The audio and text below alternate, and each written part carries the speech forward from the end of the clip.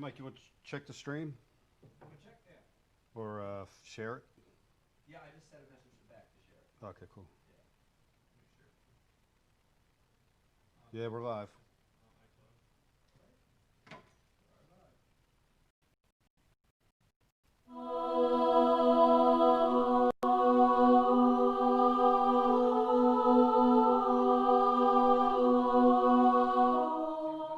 What is this foolishness?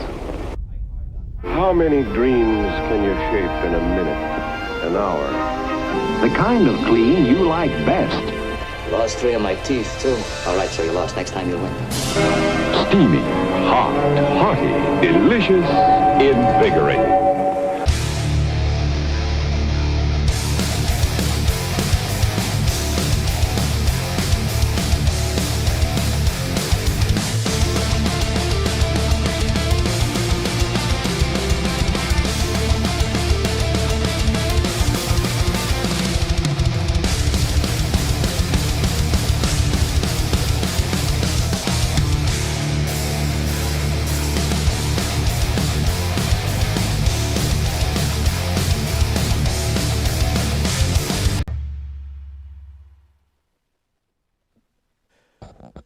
Folks at home, how you doing tonight? I hope you're having a wonderful Friday. I know we are. I want to welcome you to a brand new Ike Live show. And bro, we've got a very, very good one for you tonight. Joining me right here to my left in our co-host chair, you see him live in studio. We got Ben Milliken joining us tonight. Ben! What's up, dude? I'm so glad you're here, man. I'm so excited to be here. We talked about via texting having you on the show, but in studio is always better than a Zoom or a Skype or any of that crap. So I'm so glad you're here. It's a weird time to be alive in this world, and I'm glad that we traveled out here. First time on the East Coast, New Jersey. Yes. We've had an incredible week. We've had a good week, and we're going to be talking about it. Also got some special guests coming through for you tonight. I want to finish introing the rest of the room. We've got via Zoom, and we got a 2-box set up there. Brian, I like that little 2-box. Oh, yeah. We've got the one and only Pete Glusick, the Dean, and next to him we've got Rizzo, a.k.a. Riz, a.k.a. Rich. How you doing tonight, guys? Hi, Mike. What's up? Doing good, man. I've been watching all the fishing, all the crazy fish catches and stuff. Looking forward to hearing the details. It's been challenging, fun, exciting week, and we're going to talk about it. Today was sort of the icing on the cake today. Today was a good day. We're going to talk more about that. Pushing buttons tonight, of course, making this show possible. I don't know how he does it. He's not very good at it, but he does it every week. These are all facts, folks. And he does a great job. We've got Brian the Carpenter producing tonight. How you doing, Brian? I'm good, man. Talk about last minute, huh? Last minute. I mean, wow. Yeah, last minute as usual. Chewing Strombolis right before the show here, 10 minutes late, which isn't bad. I still got to get to mine. Got to get to yours. And last but not least, Cole, stick your head in here. I'm right. Can everybody say, there's Cole. Hi. Cole's hanging out with us tonight. Yes, sir. Cole's been with us all week, taking some amazing video and pictures on our escapades. So it's going to be a great show. I want to remind everybody, listen, your feedback is so critical during this show. If you have a question or comment about anything you hear tonight, please hit us up on the IMs. Rizzo's going to be patching them through. Also, if you're following over on our social sites, comment there as well. At Ike Live Show, Instagram, Facebook, and Twitter. It's going to be a super show. Getting to talk to Ben, getting to talk to some surprise guests.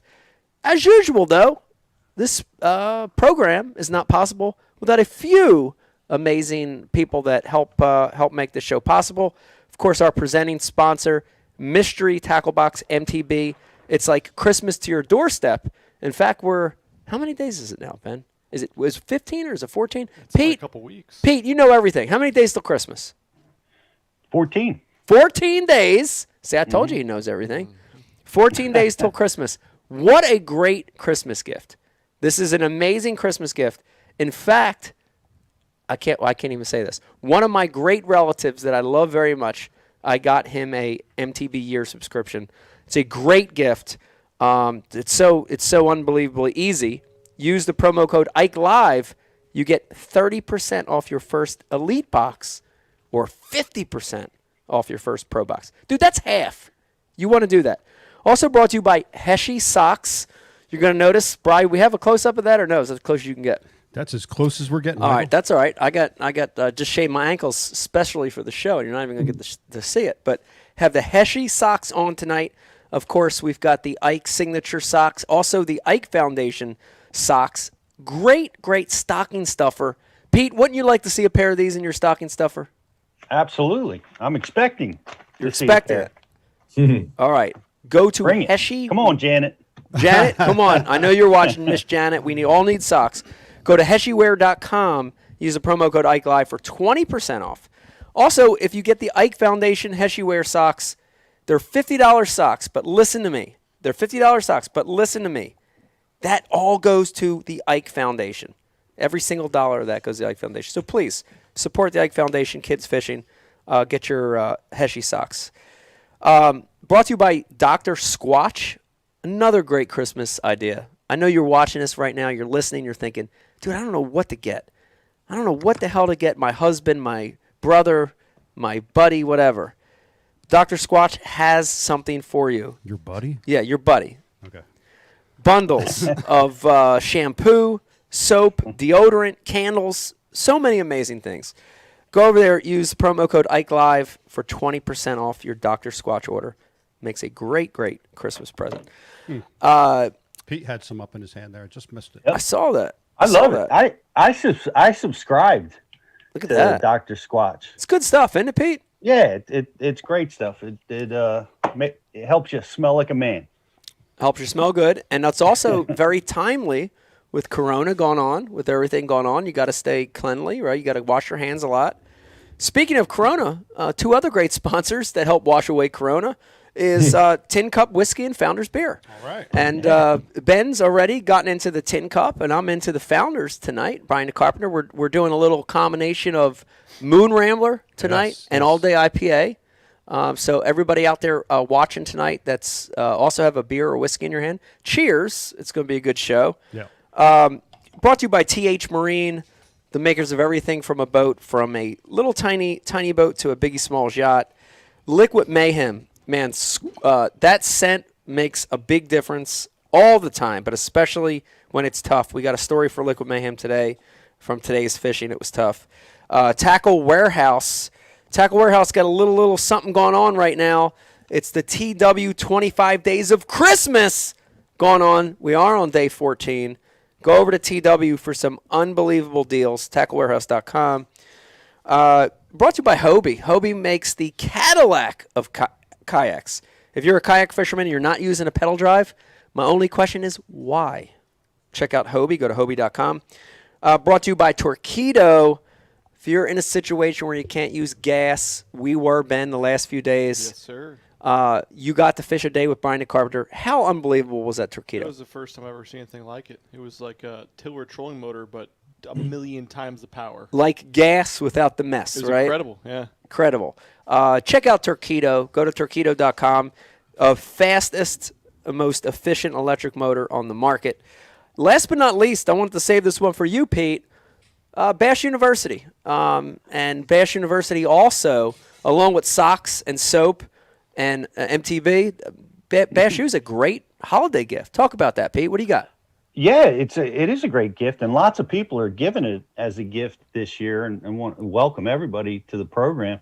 We have a lot of great new people coming. It's 50 days for free if you want to try it, or it's $50 off an annual subscription, which has been making an amazing holiday gift. So check it out. Yeah, we're loaded up. Brandon Palaniuk was launched this week. Wesley Strader and Brian Thrift teaching everything from finesse jigs to spinner baits to Brandon's percentage triangle, which is a really cool tournament strategy. That's a good one.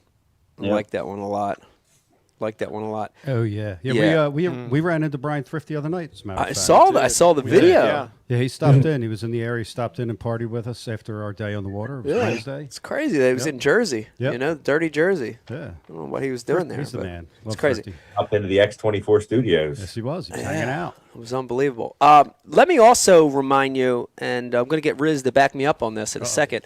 If you're watching over on social media, if you're watching over on Facebook, we have this unbelievable thing we've been doing for the last few years where you have an opportunity to win this Ike Live gift bag. Probably 20, Riz, what's this, 20, 25 pounds of Ike Live products. I think last time we waited, it was 24/7. 24/7. Ben, Flat verify that for me. Look, Ben can barely hold it. He's been working out too. A big giant bag of all the Ike Live sponsors loaded in this thing. What a great time to win this prize right before the holidays. All you have to do, if you're watching over on Facebook, like and share the feed. That's all you have to do. Like and share the feed. You're going to be entered in a contest to win this famous bag. Riz, am I right on all this? Am I saying all this correct? It's the best bag in the game, Mike. I'd agree. It's loaded with all the best products you could ever imagine. You know, it's coming to you right in time for the holidays. Like and share tonight's feed, and you're going to get hooked up.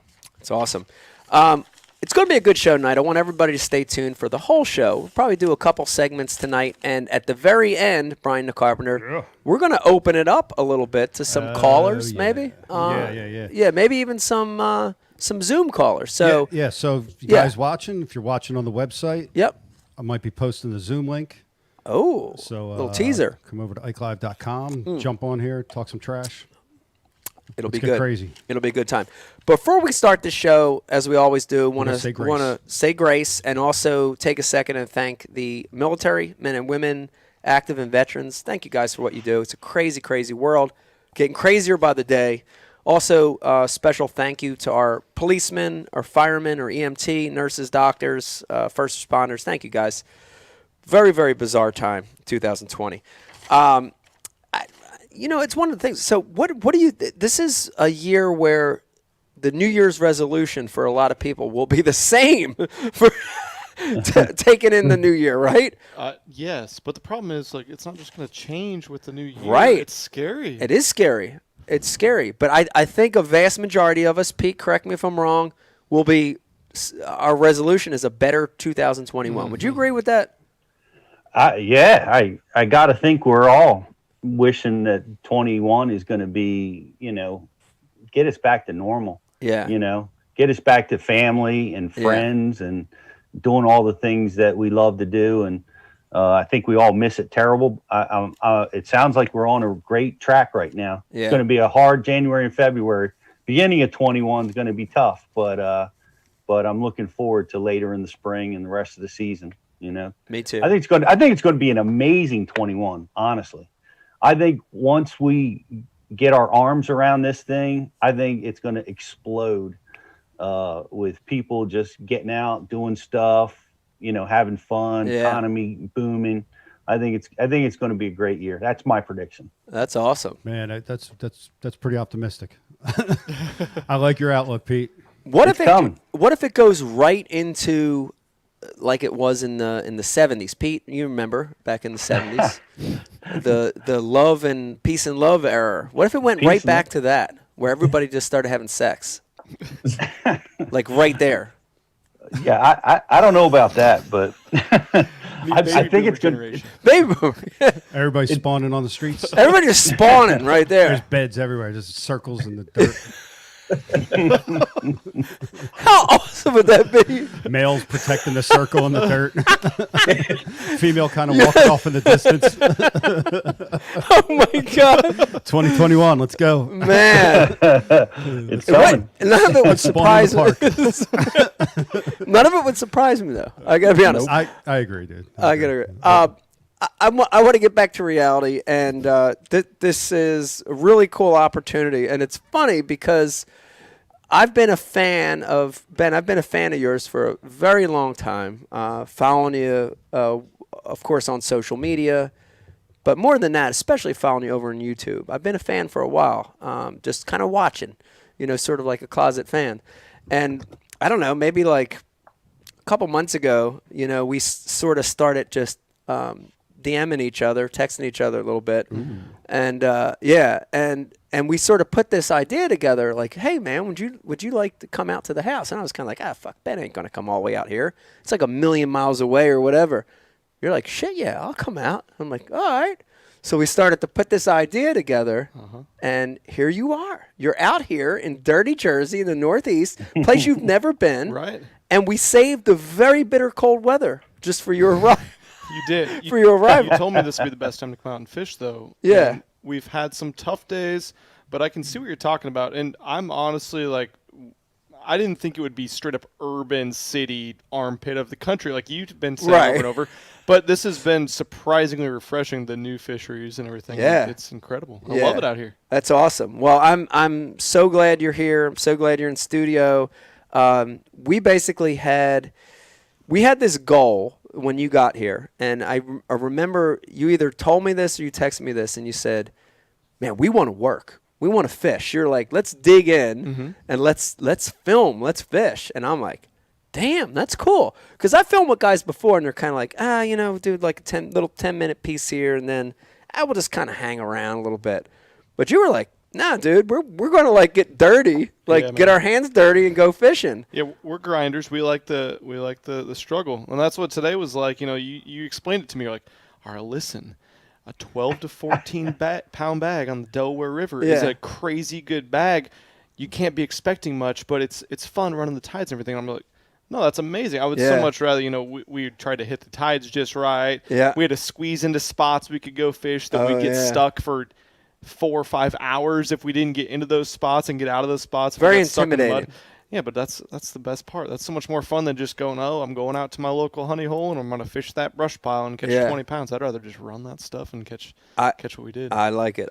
Now, listen, I know a lot of you watching and listening right now, probably about half of you that are younger and hipper, you already know Ben, you know Milliken Fishing. You're following them already on YouTube. For those of you that don't, I want to tell you, Ben is one of the most successful young guys that have captured a lot of people, that have gotten a lot of people fishing.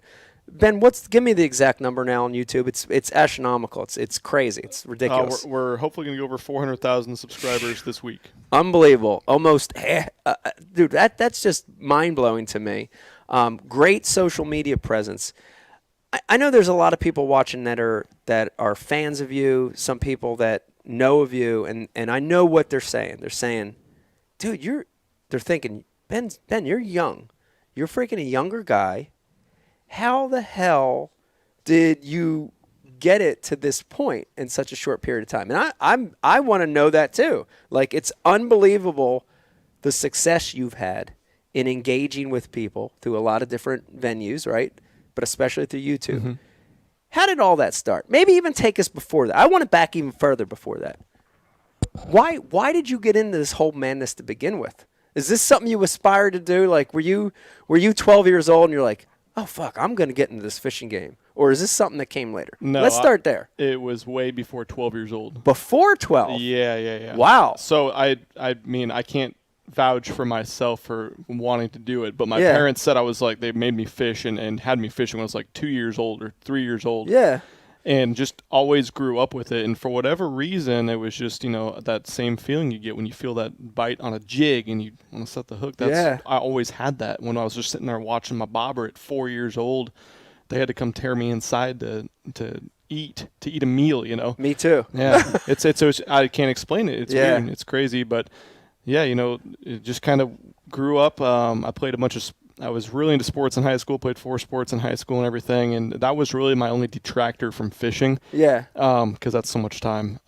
Played baseball in college. I could have played baseball or football, and I went with baseball. And that was another detractor from it. But as soon as I was done, I played baseball at a community college. As soon as I knew I was going to be done with that, I started a fishing club at the university that I went to. Fish college events, always fish local tournaments and stuff like that, and just I really got ate up with it in college with college fishing and everything. It was kind of young at that point. God, it's been 10 years ago now. It's weird.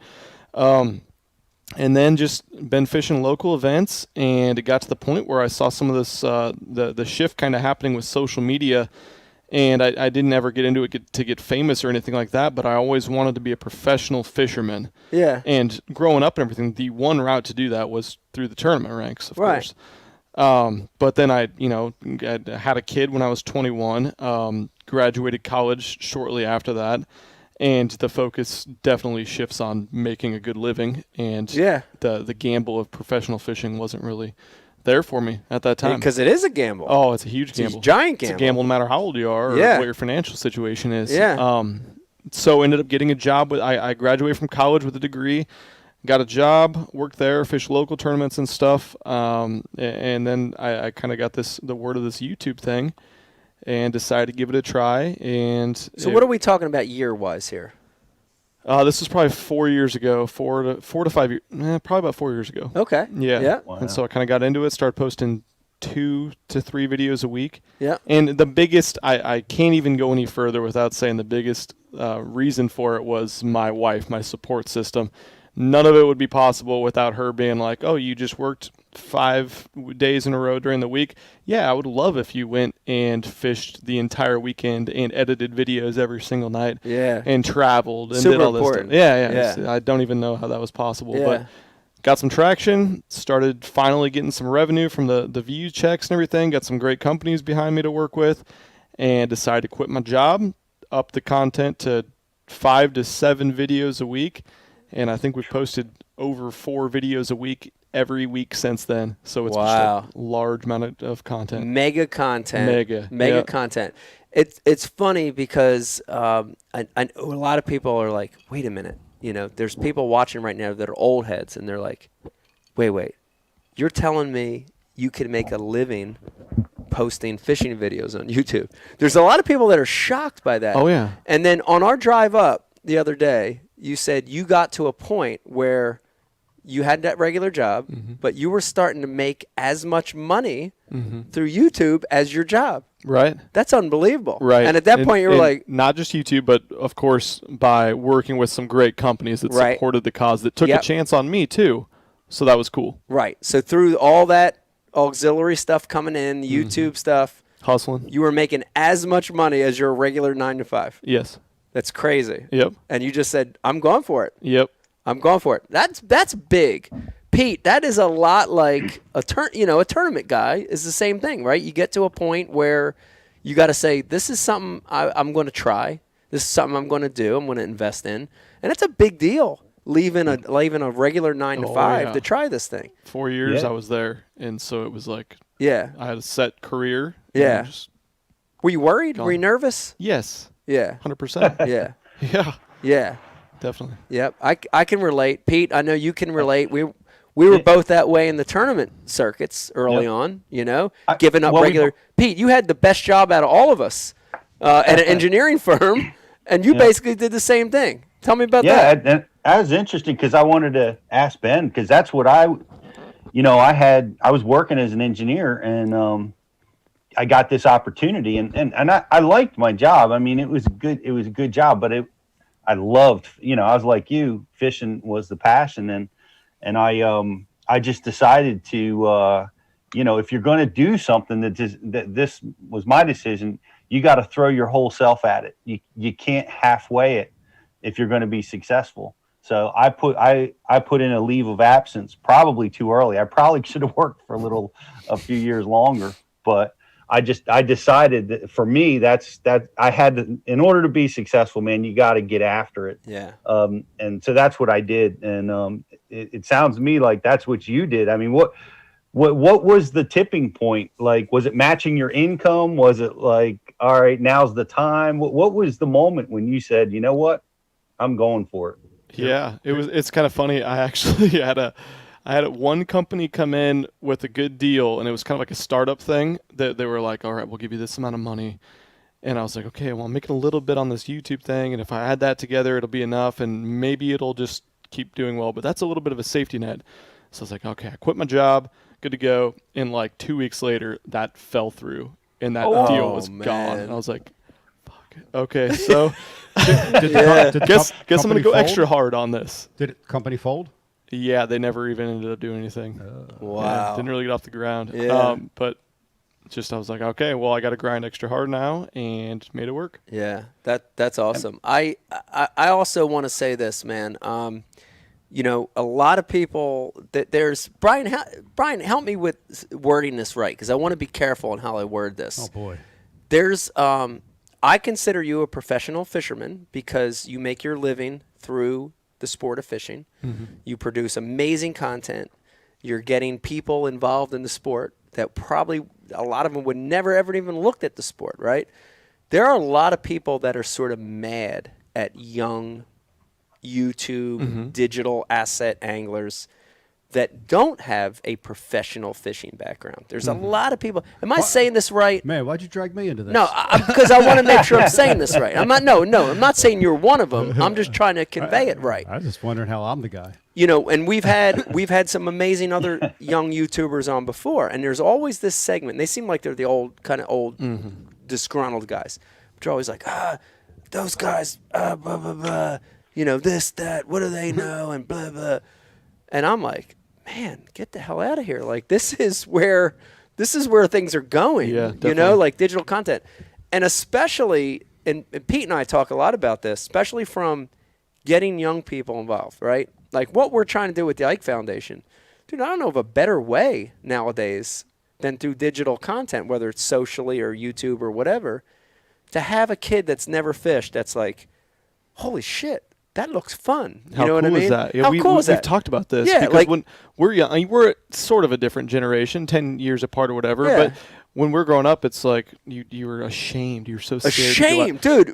Remember, Brian the Carpenter, we hid behind our mom's cars We did. until we knew the coast was clear. That's right. And then we would run across the street with our fishing rods. Because there was a chance there was a hot girl in There the was car that would recognize us. There from could have been a fishing hot girl from high school or the neighborhood. Dude, how terrible is that? Dude, I'm ashamed. rods. That was our generation. We were just bullies. Everybody was a I bully. know, but I was We were ash- I'm horrible, ash- horrible people. We were horrible people, but I'm ashamed. But it's so awesome now that, you know, a kid can watch you fish. You know, a kid that's never fished can watch your video of you dropping cheese in the ice hole illegally and watching these big trout come up and be like, man, I want to do that. Yeah, You know, yeah. that's probably a bad example, but you know what I'm talking about. No, 100%. So, I mean, address your critics right now. There's a few watching. There's a few of them old fogies watching or yeah. listening. Always. Dude, It's- you're okay, as so legitimate I- as anyone else in the sport of professional fishing. A guide, Yeah. a rep, whatever, right? You're making your living in the sport. I appreciate that. So, do you have anything to say? You want to say? No, that? I mean, one thing that's important is you have to realize no matter what niche you are in fishing, whether you're a tour level angler or you owned Bass Pro Shops or Yeah. you are whatever, that there is other parts of the industry that are massive. Yeah. And I think a lot of the hate kind of comes from either serious tournament anglers or serious tournament fans that think I don't know if I'm a great example because I come from tournament fishing. I've had a lot of success locally. I just haven't made the next step yet. But because someone that's kind of just filming themselves getting into fishing and learning things and teaching people things, Yeah. that they're not as important and don't reach as many people and just aren't as important in the industry, I guess, is what I'm trying to say, because Yeah. I think they get too focused on their side of the industry, Right. and don't realize, like, tournament fishing, as much as I love it and as much product it gets developed and created, and that's where the product actually comes from, whether it be baits or boats or rods or whatever, that, man, like 90% of the industry is not the tournament side of things. Yeah. And so there's always someone that people can draw inspiration from, and getting new people involved in the sport, whether it's a 10-year-old or it's crazy. Every single day you get messages from 50, 60, 70-year-olds that are like, I had no interest in fishing. I used to do it when I was younger, and now all of a sudden I found your channel and I'm back into it. That's I'm all awesome. in, and That's it's awesome. all I can think about. That's awesome. Yeah. I love it. I love to hear new people involved. Yeah, what do you got? So this is the part you were dragging me in for. Yeah. And it presented itself. Yeah. What do you got? So you talked about that YouTubers can get some criticism, some hate, etc. The one thing that that's different than a lot of YouTubers, in my eyes, Yeah. is he can actually fish. I should say a lot of YouTubers, but a certain amount of 99%. Thank you. Tell us how you really feel. Yeah. and it, like, not that somebody doesn't have the right to put up YouTube videos and do their thing and make their own content. And Right. that's awesome, dude. And it's awesome we live in this time that anyone can have a podcast, anyone can have a YouTube channel. But it does get kind of weird when you go to the Classic and somebody who you've seen fish before that really is not a good fisherman, you know what I mean? Right. Has throngs of people around them. Yeah. And you've seen them on the water and like, man, it's like, wow, really? Like, do they really, you know, like, it's cool you making content, but, you know, that's not really the person that should be teaching. Right. I hear you. So, I hear you. mean, No, it's that kind of thing. I see that side of it. I would say, though, that I think there are things to learn from everybody, right? I honestly think that. Yeah, I think learn what not to do. Learn what how not to cast. Yeah. I mean, I think you know, there are things that you can learn. Pete, you've had a million guide trips in your life, and I'm sure you've had some subpar clients that you've probably learned something from at some point, right? Oh, always. Yeah. There's always something to be learned. There's no question about it. Yeah. And, you know, everybody does have something to offer, and there's different levels of teaching for everybody. I don't know. It is interesting how, you know, people love to watch the YouTube stuff, and you guys have dialed in on it. I think the frustration really comes from the guys in the pro side that can't command that audience. Right. And you know, it's frustrating. Yeah. That, you know, they battle in the tournaments to, you know, become, you know, super talented and able to win, but they, you know, they put out a YouTube video and, you know, get 500 views or 1,000 views, and, you know, compared to, you know, the YouTube generation, which can put out a similar type of video content, you know, and get, man, millions of views, right? You know, and so that's a frustration, I think, that the pro angler feels, but it's not the guys that have figured it out's fault. You know, you guys have figured it out. Like Ben's, like, I was watching some videos of yours, Ben, that had like millions of views, and I'm like, I got to watch these, and they're so watchable. Yeah.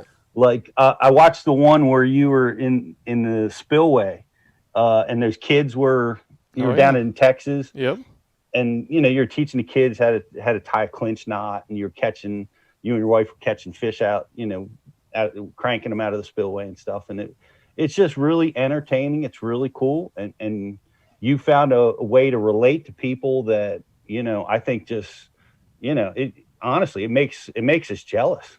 You know, I think that's where a lot of that comes from, is just jealousy. You know, yeah. You want to be able to get that audience. But, yeah, I'd agree. Now, Pete, are you telling me, there's people watching right now, are you telling them that they should first become a YouTube sensation before they decide to pursue professional tournament fishing? Do you think that would be a better route?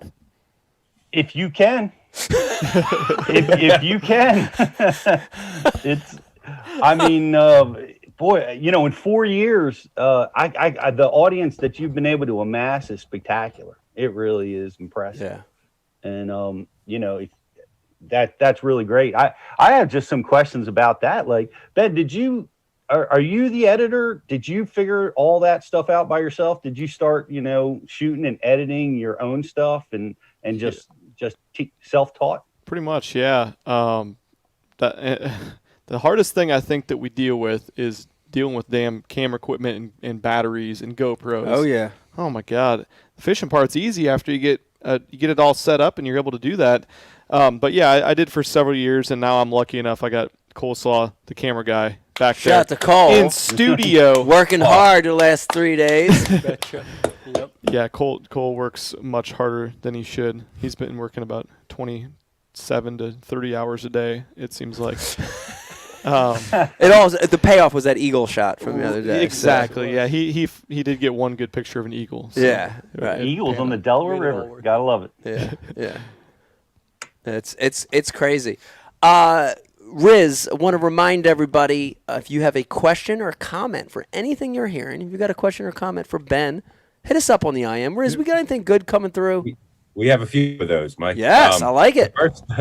The first thing from Buck Stronghold Gentleman Bronco, he wants us to know that he's starting a pledge for $20 to the Ike Foundation, so long as if we raise $500, Pete does the next podcast shirtless.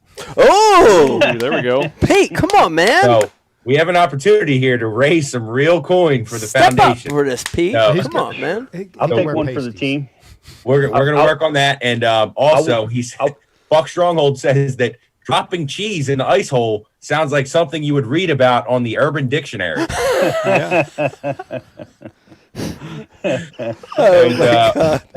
And one last one coming in from the other MFer.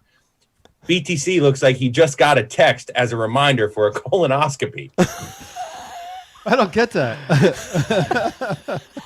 Why do I look colon-esque? You got resting colonoscopy. I got face. resting colon face. And when the text comes through, it's like a special chime. It's like ding, ding. It's like a different chime than your regular chime. Oh, no. So you know it. Pete, you did bring something up, and we did flush something out that I want to talk about, and maybe I want to try to figure out an answer to this why. And we talked about this, Ben, on one of our drives.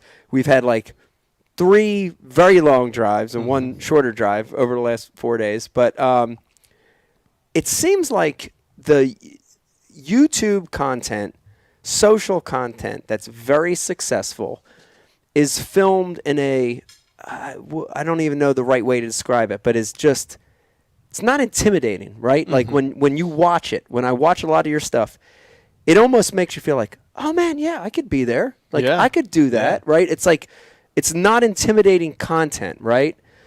But like Brian, we talk about this all the time. We're friends with some guys that are amazing filmmakers, right?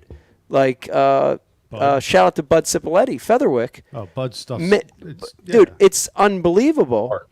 And his stuff in certain scenarios does well, but on digital platforms, on social or YouTube platforms, people don't watch it because I think it's like almost too out of touch. Right. It's too almost like a beautiful artsy movie, and they kind of like back away from it.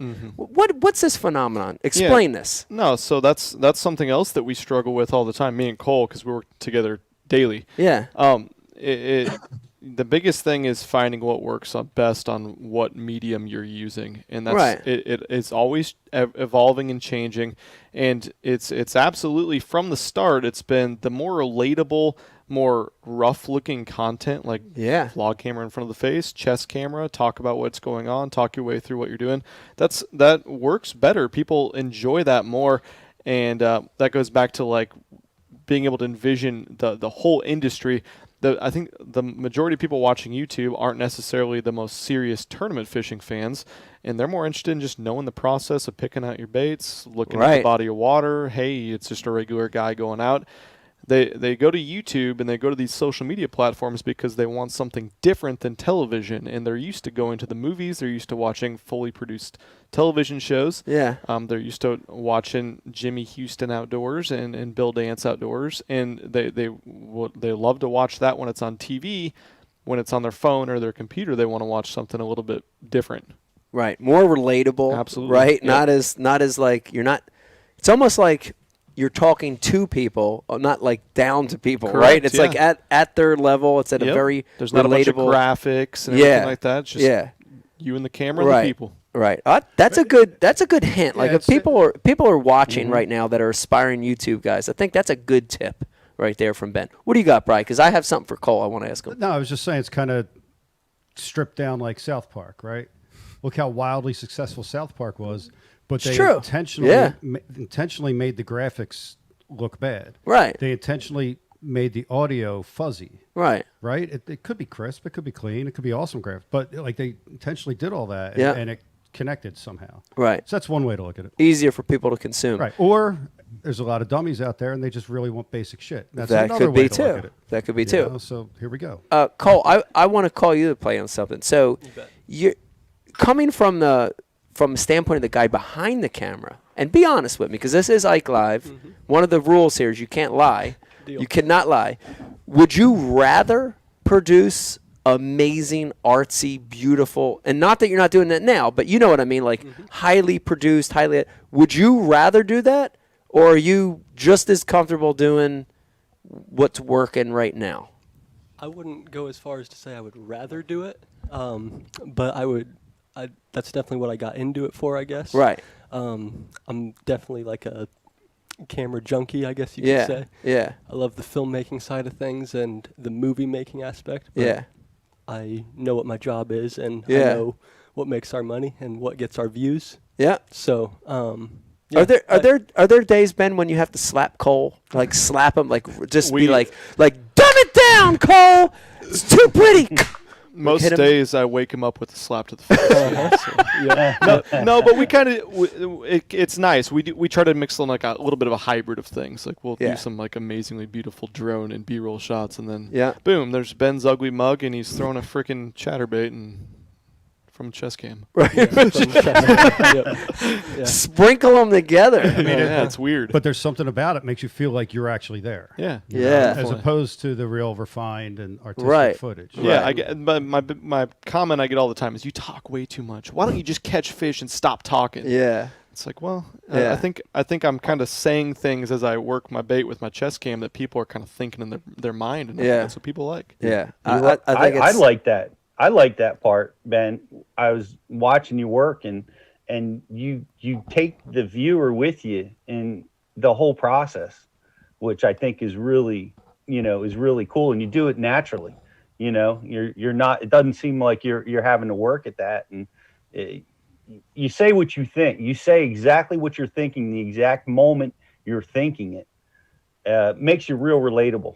You know. Yeah. Was it always natural like that for you, Ben, or was there a learning curve of like having to teach yourself how to become comfortable talking to the camera and like that in that perspective that you did? There was a little bit. Luckily, obviously, everything can be done in editing afterwards. But yeah, I mean, that's something that I just like when I got into it, all I could do was study like what's working, what's successful, and what I can change about myself. Like obviously when I fished before then, I didn't sit there and talk to myself, but I think we all have a voice in our head as fishermen. There's always something going crazy in your head. And so it all just kind of pours out, and we put some of it on camera, and other stuff is probably better kept for our conversations on camera. That's right. That's right.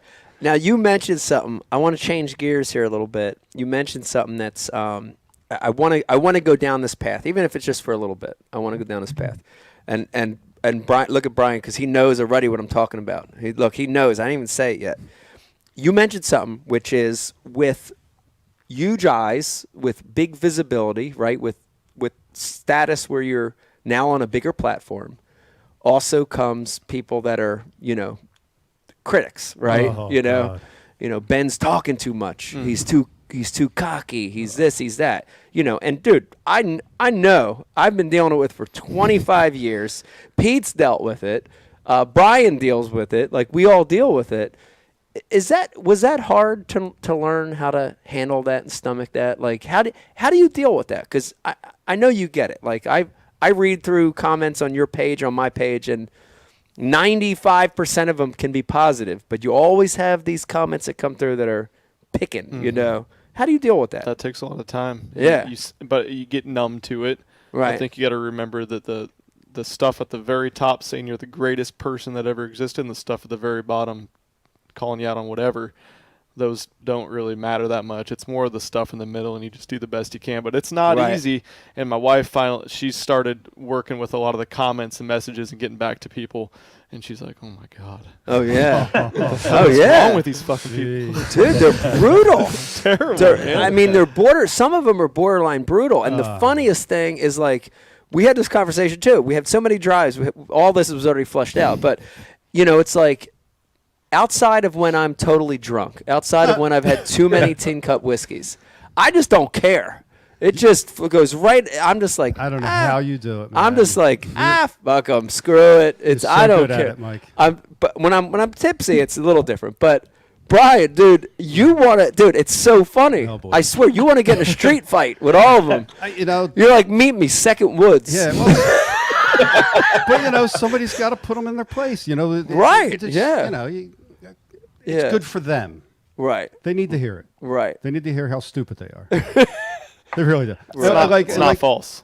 Right. Yeah. And Ben, I made the comment when we were fishing Wednesday, like the actual work, the hardest part of what you do, or what I suggested, or my opinion, was probably dealing with the comments. Yeah. Like it's not tough. Yeah. the fishing, figuring out the content, editing, figuring out YouTube, all that. Probably the hardest part of your job, the actual work, is dealing with them mother effers in the YouTube comments. I hate them, dude. See, Brian wants to fight them. They're the stupidest people alive. He wants to fight them right now. Stupidest people alive. It is. I mean, some of it is. It's hurtful stuff that comes out of their mouth. Never say something to someone online that you wouldn't say to their face. Yeah. With their wife standing next to them and their kids standing right there. Yeah. And you're right there. Yeah. If you can't do that, then you should not type words. I disagree. Well, here's my Pete, perspective. I will drop your feed. Effing heartbeat, bro. Brian's gonna drop your feed. See, you're already giving me negativity, right? You're doing it too. Like you got to embrace it. Like if you're getting that negative, like I learned this from working with you, Mike. It's like, man, that you're impacting somebody so much that it's creating that, that passion out of them, positive or negative, Yeah. And I celebrate those bad comments. Yeah. I write them down. As a matter of fact, I wrote one down from last week's show with Aaron. Jeremiah Eads said What's his address? Pete looks like Pete. Hold on. Wait, I want to hear Jeremiah's comment. Jeremiah's comment was like, Pete looks like he's getting ready to fix some fish sticks. I guess that's a fat comment. That or you got good fingers for handling those fish sticks. Pete, what's his last name? Can you spell it? EADS. Eads. Jeremiah Edis Edis. with the fish sticks comment. Jeremiah, you just won the Ike Live gift bag. Matter of fact, you did. We have a winner. We have a winner. Shout out to You got to Jeremiah. sell. You got to just, you're impacting people in positive, negative. I love it, man. I That's love a getting different those story. negative Jeremiah's comments. comment was actually funny and witty. Yeah, that's fantastic. Yeah. What I was referring to was not that. Yeah. Well, there is a fine line there on how you deal with some of those comments. But I think, Pete, you're right. I think, and we did talk about this, Ben. I think I said this a million times on the show. I'm going to say it again. The haters, the negative, when you get to that point where you've got negative comments and your fans, your followers are like responding back, are fighting that. Dude, it's like the strongest brand building thing you could do for your brand, right? It really is. It sucks that it is that way, but you can't. You almost have to embrace that to a certain extent, as hard as it is. That's true. Yeah. It's difficult though. You're right. Yeah, it's tough. It takes time, but it's a positive. Never met a hater that's doing better than you, right? That's right. It's tough. You got a fan on the board, Ben. Harry Alfoot of Maryland wants you to know that he appreciates what you do, Ben. You're respectful on your YouTube channel to your entire audience, regardless of the age, and that you've done a lot for him to help him become a better fisherman. That's awesome. It's awesome. Great comment. I love it when the fans, like you said, Mike, like they come back and defend you. Yeah. Like you get some hate, and but you got the other people on there and they just attack the hater. Oh yeah. On your behalf. That's pretty cool. That's fun. That's fun watching it. Because you see the negative comment, and then a lot of times on social, it'll come up as like other comments, and then you open that, and then you open up this chain, and it becomes like a fight. Yeah. And then it's a rabbit hole. Yeah. Then you're looking at their profile. Like, Oh yeah. look at this idiot. Oh yeah. God, what am I doing with my life? Yeah. It's great, but why is it that a lot of those negative comments, like when you open up the dude's profile, like there's no picture, or they've made like 3 posts in their entire life? Why is that, Bri? Is it because they're trolls under a bridge or what? Well, you certainly have your trolls. Yeah. And then you have your, I don't know, just people that really they haven't figured out social media yet. I think most people that have been on a while, you work yourself through that whole douchebag stage, and then you realize stop being douchebag. Yeah. You kind of get out of it. But you get some backwoods people that ain't figured it out yet. I know. And the trolls and your miserable people. We obviously have a lot of people watching Ben tonight that are, they're watching, they're trying to learn, they're saying, God, watch Ben shit. I wanna do this. They're aspiring to do what you do. And I already hit you up for this, but give them 3 tips. If we've got a lot of people watching right now, young or old, we got a 50-year-old guy watching. It's like, shit, I want to start my own YouTube channel. Give them 3 things they can do to be successful on a YouTube channel. Yeah. First off, biggest tip would be don't get started. Don't even do it. Don't do it. No, I'm just kidding. I want all the fans. Don't cut into my inventory. Exactly. No, it's not that way. I think the biggest thing is just do it. The opposite of what I just said. Yeah. Put some content out there. See how you like it. See if you can even turn a damn GoPro on and get it to record you filming anything before you decide that you're going to quit your job. I've had so many people like, oh, I've gotten to the point where you're at. I think I'm going to quit my job. I'm getting a GoPro here pretty soon. And it's like, you're going to quit your job. You haven't even got a camera or know what you're doing yet, but you're going to quit. Right. It's like, it's scary. Yeah. But that would be the biggest thing. Second thing would be, I think, you need to understand what you're best at and what's working the best. Obviously, the only way you're going to do that is by putting it out there. Yeah. And once you put it out there, I think different people are better at different things. Like some people would be a great podcast host or be really good at podcasting. Some people would be great at YouTube, obviously, or their channel. Some people are better at written text. You got to figure out what you're doing, and there's a need for all these people with the media increase, like we've talked about, all the social media reach. Some people would be better off just running social media for a pro fisherman or for a YouTuber or something like that. Everyone doesn't need to be a superstar YouTuber to make money in the industry. If you love fishing, there's a lot of different outlets. Absolutely. And there's more all the time. We've talked about this whole trip. Like everyone wants a camera guy now. Everyone wants to have all their social media stuff taken care of for them. There's a lot of different outlets out there, so be able to find what you want to do and what you're best at and your place in the industry, no matter what that might be. Yeah.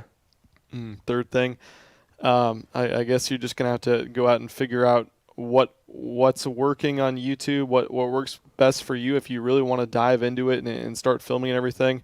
Whether that be the type of material that works best for you. But the biggest thing is been for me is giving back to people with the tips and everything. We try to mix education and entertainment a little bit. It's kind of a common notion that you either need to be educational or you need to be super entertaining to be successful on YouTube. We've tried to mix them both. I don't think I'm hilarious or anything like that, but we try to have a good time with it and really be ourselves with it. That makes us more relatable. So be yourself. If people like it, it's going to work. If not, then it's not for you, and figure out what is for you and just keep grinding until you figure out what your place is. Yeah. It's a lot of good advice, and you hit something else on the head. Pete, this is with everything going on in the world, dude, there are a lot of pros. You talked about it earlier that all of a sudden, April, May, June, by June they were like, holy shit, we can't just tournament fish. We got to do other stuff. So this isn't just for I don't want that advice to sound like it's just for 18-year-old kids trying to start 100%. A YouTube channel. Dude, there are a lot of pros, top-level pros. And a lot of guys watch this show. I know you're watching right now. I know who you are. I know you're listening on the drive to the tournament. I know you're listening to this. Kevin. I'm not saying I don't, there's a lot of Kevins out there. I don't know who they are. But this is great advice because, dude, the world is changing, right? Tournaments are not the end-all, be-all of your career anymore. You got to start doing other stuff. You got to start reaching people other ways. And you hit it right on the head, dude. Social media, YouTubing, digital content, podcasting, all these platforms. You got to stay on top of it. Pete, it's a changing world, right? Do you agree with this? Oh, my gosh, yeah. I mean, I've heard some recent, stories of, some incredibly seasoned pros that have lost their contracts because they haven't stepped up and engaged in the social media They've world. ignored it. They've or didn't, were intimidated by it or didn't know how to do it or ignored it. Either way, they're suffering the penalty from, because it's out there, it's available, and it's moving product for companies. Right. And you need to do it. Right. Do you? I was going to ask a question to Ben about that specific thing. Like, you talked about getting relationships with companies.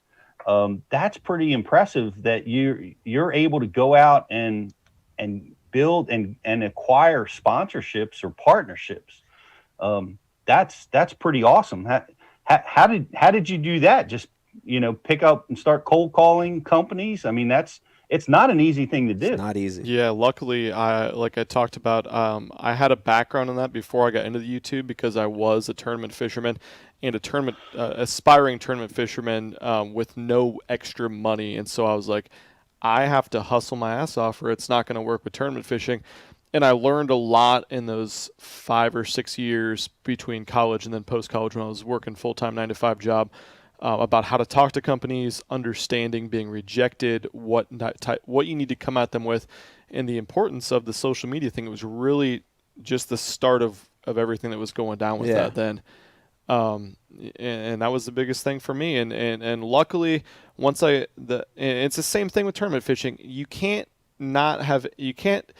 just start from the very start without anything to show for it and think that you're going to get a free boat or a bunch of free tackle and a bunch of money from these companies. Right. You got to prove yourself and you got to give back first and then ask.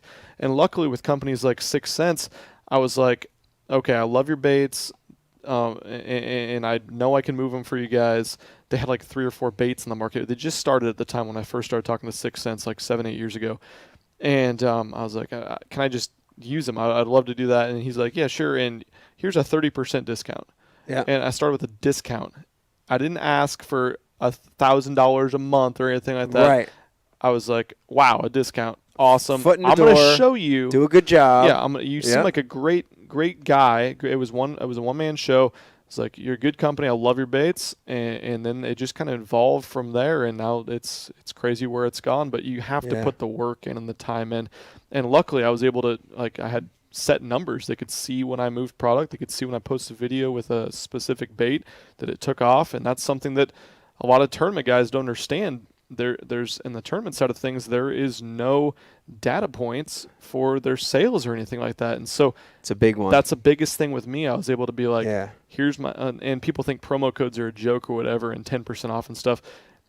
Actually, the companies use that to track your sales. That's not to give some great deal to people, although it's also great to get money off your tackle every time you go to purchase it. But you're able to go with companies with exact figures of data points and then go from there. Yeah, we were talking about this, Pete, a lot, and it's, so nice with the digital content that's coming out, whether it's a view on social media, a view on YouTube, that these are like real numbers, because you remember, Pete, we struggled with this for years in the tournament world, right? You would go out and you would sell yourself to a company and you would have these logos on your jersey or your shirt or your truck.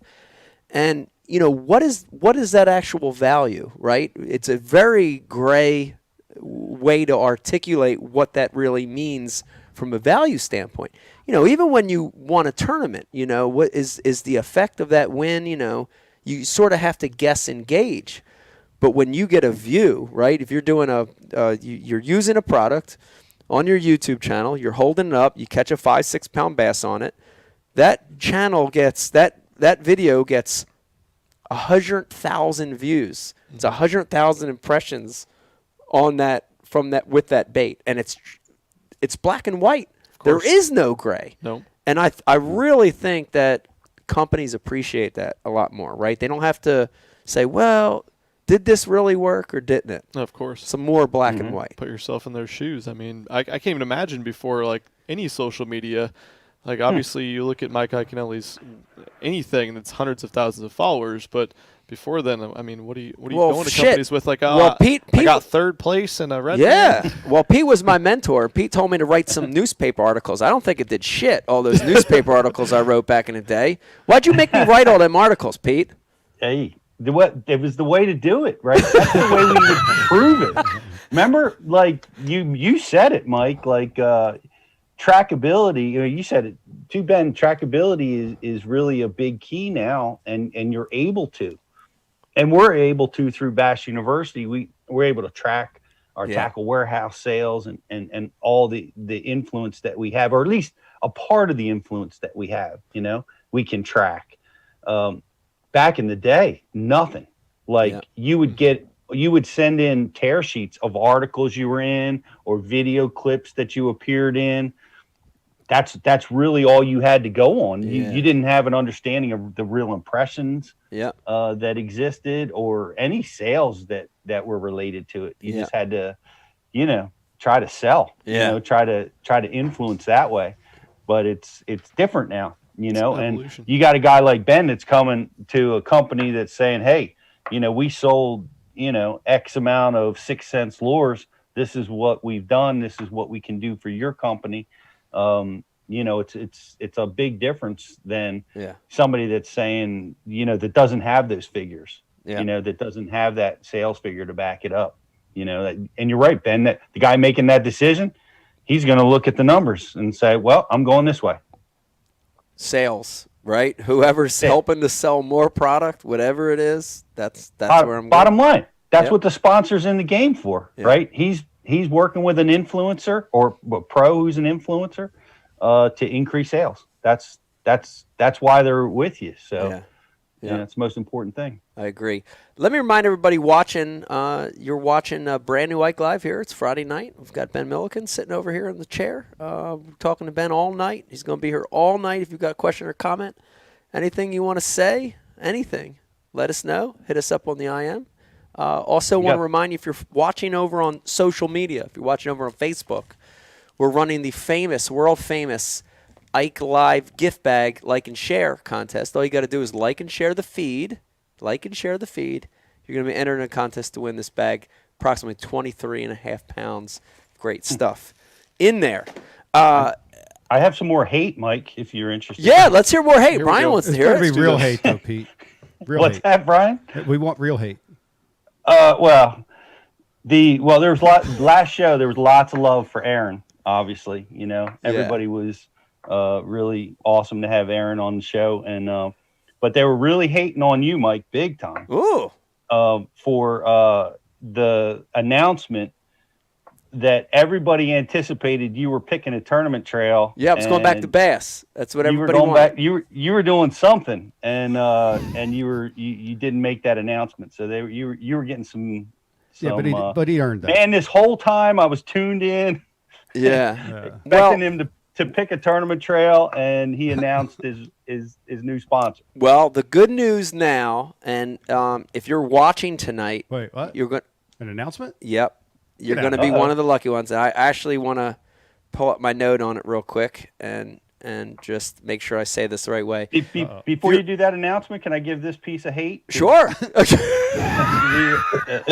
Sure. Give a little more hate for this big announcement. Give us this piece. Joe Burchell made me crack up because he said, because they were all waiting for the tournament trail, and he goes, well, he's frustrated, obviously. Well, what tour will you be fishing in your new AFTCO gear? I like how he tied it into a sponsorship, though. Yep. That was great. Pete, That's you what don't he even know wanted what to hate is, bud.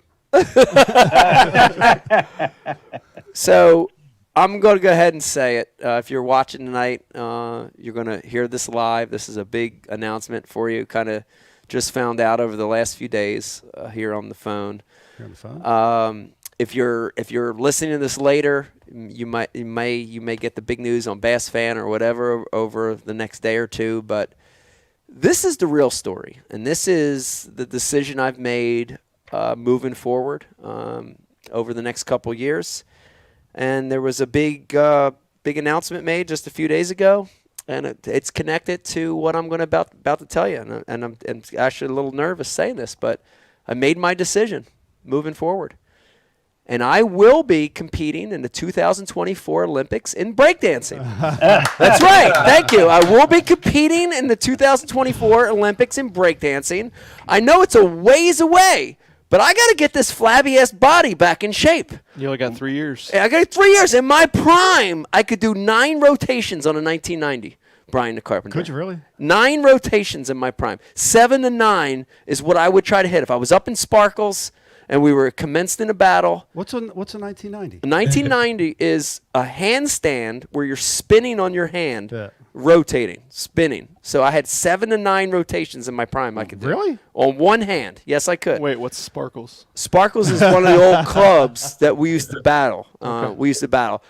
Sparkles was in Mount Ephraim. So you'd get like Belmar, Runnymede, Brooklawn would like come from this way. Sparkles was here, and then you'd get the other side. You get Audubon, Camden, and those crews from those sides of the town, and we'd meet at Sparkles, and we'd commence in these battles, and it was like choreography almost in it. So like. Yeah. We'd all be, kind of just b-boying, not just there, just b-boying each other. And, you'd see him over there, and we'd all be in different sides of the room. And like, oh, fuck. The Brooklawn, this, that, over there. Crew. Whatever, crew's over there, and you'd be waiting. And then you kind of give a little message to the DJ about, when you can squeeze that shit in there. You play that Soul Sonic Force Planet Rock. Yeah. You'd be waiting for that battle song to come on, and all of a sudden, be regular dance music. All the girls would be out on the dance floor, and you're just out there just watching. Almost like borderline wanting to get in a fight with the guys, just looking at them, eyeballing them. Then all of a sudden, that dance music would stop, and all of a sudden that you'd hear. You hear that break music kick in, and be like, "Oh shit!" And all of a sudden, dude, it's like schooling fish. You'd be like, "Oh shit!" You'd get over there and you pick sides. You know what I mean? And then eat. There it goes. Come on, Brian. Yeah.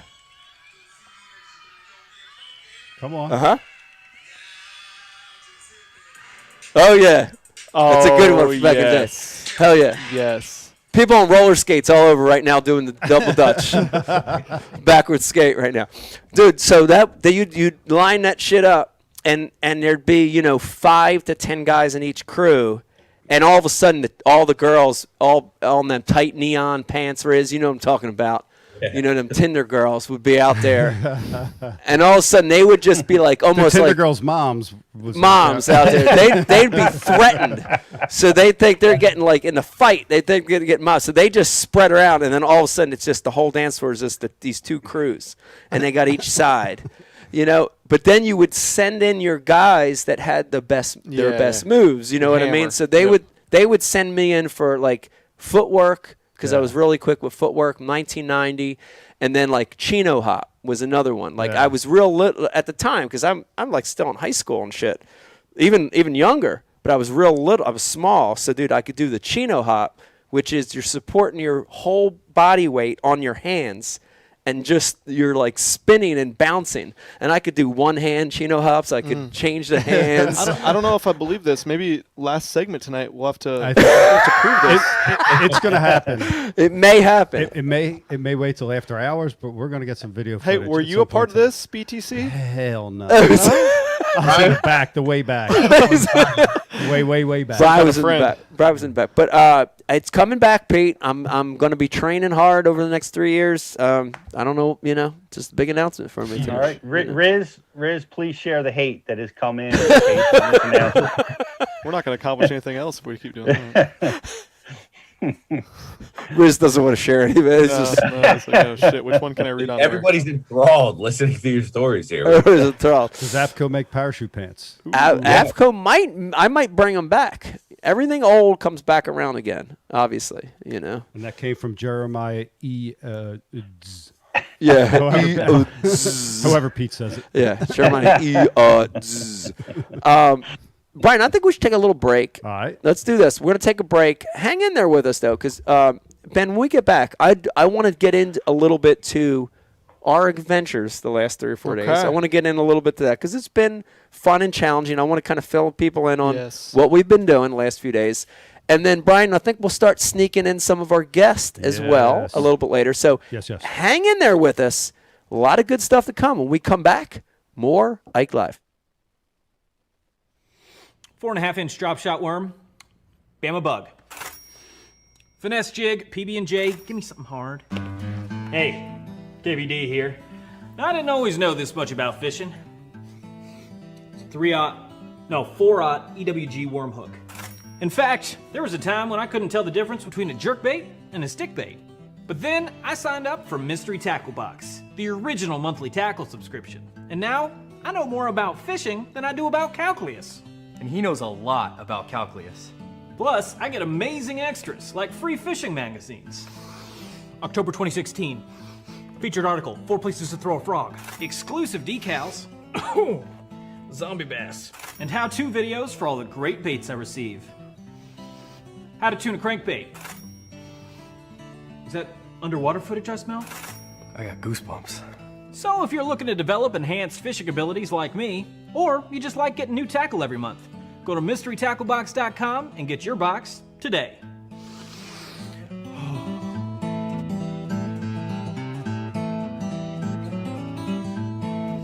Ooh, live minnows. Is it lunchtime already?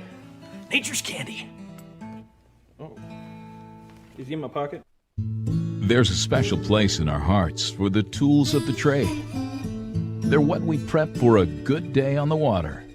They're what we clean after a good day in the field.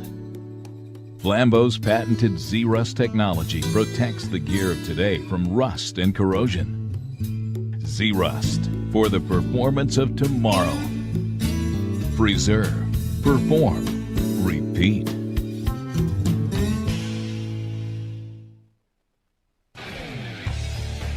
You work hard to catch your fish. TH Marine has 2 products to ensure your fish survive. The Oxygenator injects 100% pure oxygen into your live well. That increases fish survival by 35%. For the perfect combo, add G-Juice Live Well treatment. It calms fish, stops bleeding, removes ammonia, and replaces slime coat. Get an Oxygenator and G-Juice and keep your fish alive. Holiday season is almost here. And you know, holiday season might as well be sock season. We're excited to announce our brand new partnership with an amazing company, Heshi Socks. That's spelt H-E-S-H-I Socks. Go to heshysocks.com to check out my brand new Mike Iaconelli collection. That's right, I have my own custom socks in tournament colors. I promise you, you will never, I mean never, find a more comfortable sock. The great news, all my socks are under $10 a pair when you use our promo code IKE20. This is perfect for holiday season. Go to heshysocks.com, use the promo code IKE20 to get the most comfortable socks in the world. Action. Hey everybody, welcome back to a brand new episode of Ike Live. Hope you're having a wonderful Friday. Sitting to my left, the one and only Ben Milliken joining us in the house tonight, live in studio. So excited to have him here. Also got Cole in studio. Shout out to Cole. I don't want to forget about Cole sitting over there. Want to remind you, it is the holidays right around the corner. Please, if you're looking for gifts, support the Ike Live sponsors. We've got so many good ones. If you're right there on the IkeLive.com webpage, look at all those sponsors. Use the promo code IkeLive for all of them, and you're going to get a real big discount. I think the shipping deadline for holidays, Brian the Carpenter, if I recall, click, is December 18th. So you still have some time, right? Soon. What's today? Get on there. What the hell's today, Pete? Get it. 11th. Okay, you still got some time. December 18th is the deadline. Also, do want to give myself a little pump up right here and say that we have all the Ike gear right now, all the way through the 18th, is on sale. So we've got discounts, we've got free gifts. So if you need some Ike gear, go over there and check that out. Speaking of gear, Ben, I do want to call you the plate on something. I mentioned this earlier. Done a great job branding yourself as well as developing great platform. But, dude, the retro stuff that you've been rocking the last few days, I love it. The logo. Well, thank you. Your Milliken fishing logo. Yeah, love man. it. I mean, there's a lot of guys watching. They're like, how the hell you do that? How the hell you brand yourself? How did you do that? How did you come up with all that? That's a good question. Just kind of worked on some things from the start. Luckily, the guys at 6 Cents have a great vision for graphic design, as you can see in their baits and the color schemes with that. And their apparel, like this one right here, nice little Very retro cool tee. 6 Cent shirt. Yeah. They've helped me out with all that. So It's awesome. Yeah. Looks great. Thank you. Looks awesome. So, dude, you know, listen, we don't need to jump into every last graphic detail, but we have been on a tirade of fishing. We have. The last 3 or 4 days, and it's been brutally tough up until today. It was our first day where I would say it wasn't tough, but I want to give everybody an update. And Pete and Riz, I know you'd be interested in this as well. We ended up fishing on the Upper Chesapeake Bay on Tuesday, and extremely tough, Pete. Remember, I texted you and I said, Pete, you got a contact down there. Let me know. You called your contact and said, the water's clearing. And I was all excited. I said, Pete, what are our chances of catching them down there? You said 50-50. I said, that's good enough. That's a pretty good. We're in. Yeah, we're in. Let's go. It's an hour away. Dude, we got down there. When I say hideous is probably is not even doing it justice. It was Yoo-hoo. The visibility from the ramp out all the way past the no-wake buoys was an inch. Wow, that's low. As dirty as I've ever seen it. And the water temp? Water temp, I want to say was like 41, 42. So we kind of knew, you know, when we made that first pass, we dropped the trolling motor at the ramp and made that first pass on the left all the way past Donzie and didn't have a bite. I said, this is going to be tough. But the interesting thing is we saw one patch of clean water that was what I would call, Cole, would you call it a shade cleaner? Definitely. A shade cleaner, right? Clean water, huh? Yeah, not clean. But like 6 inches of visibility. Yeah, so from an inch to maybe 4 or 5 more inches of visibility. And over on the western shore? On the right-hand shore, yes. Yep. And that was the deal, you know. So we moved over there, and not that it was gangbusters, because it wasn't, but we had a 12 or 15 bites during the course of the day. You know, we had a lot of misses. You know, we had a lot of fish that were just not really eating, but sort of headbutting baits. And it was a challenge, but we caught big ones. I was sort of like, man, my goal was to show you that shallow water blade bait bite, and we caught some doing that. So I was happy you got to see it. It wasn't what I envisioned, like a 30-fish day for us. It wasn't that, but you got to see it. But, dude, the biggest one of the day came shallow cranking. Wasn't that crazy? Weird. Dude, it was it was like a gravel bank that was like no water on it, and you had like a feeling. I saw you know, we had been blade baiting the whole time. You just kind of picked up your crankbait and you had a feeling about it, and you caught a true, you know, 5.5 pounder, the biggest one of the day. Yeah. It was awesome. It was cool. I mean, you, as a fisherman that's spent a lot of time on the water, I think you look at that and you're like, you shouldn't be able to catch fish in December in 41-degree muddy water. Right.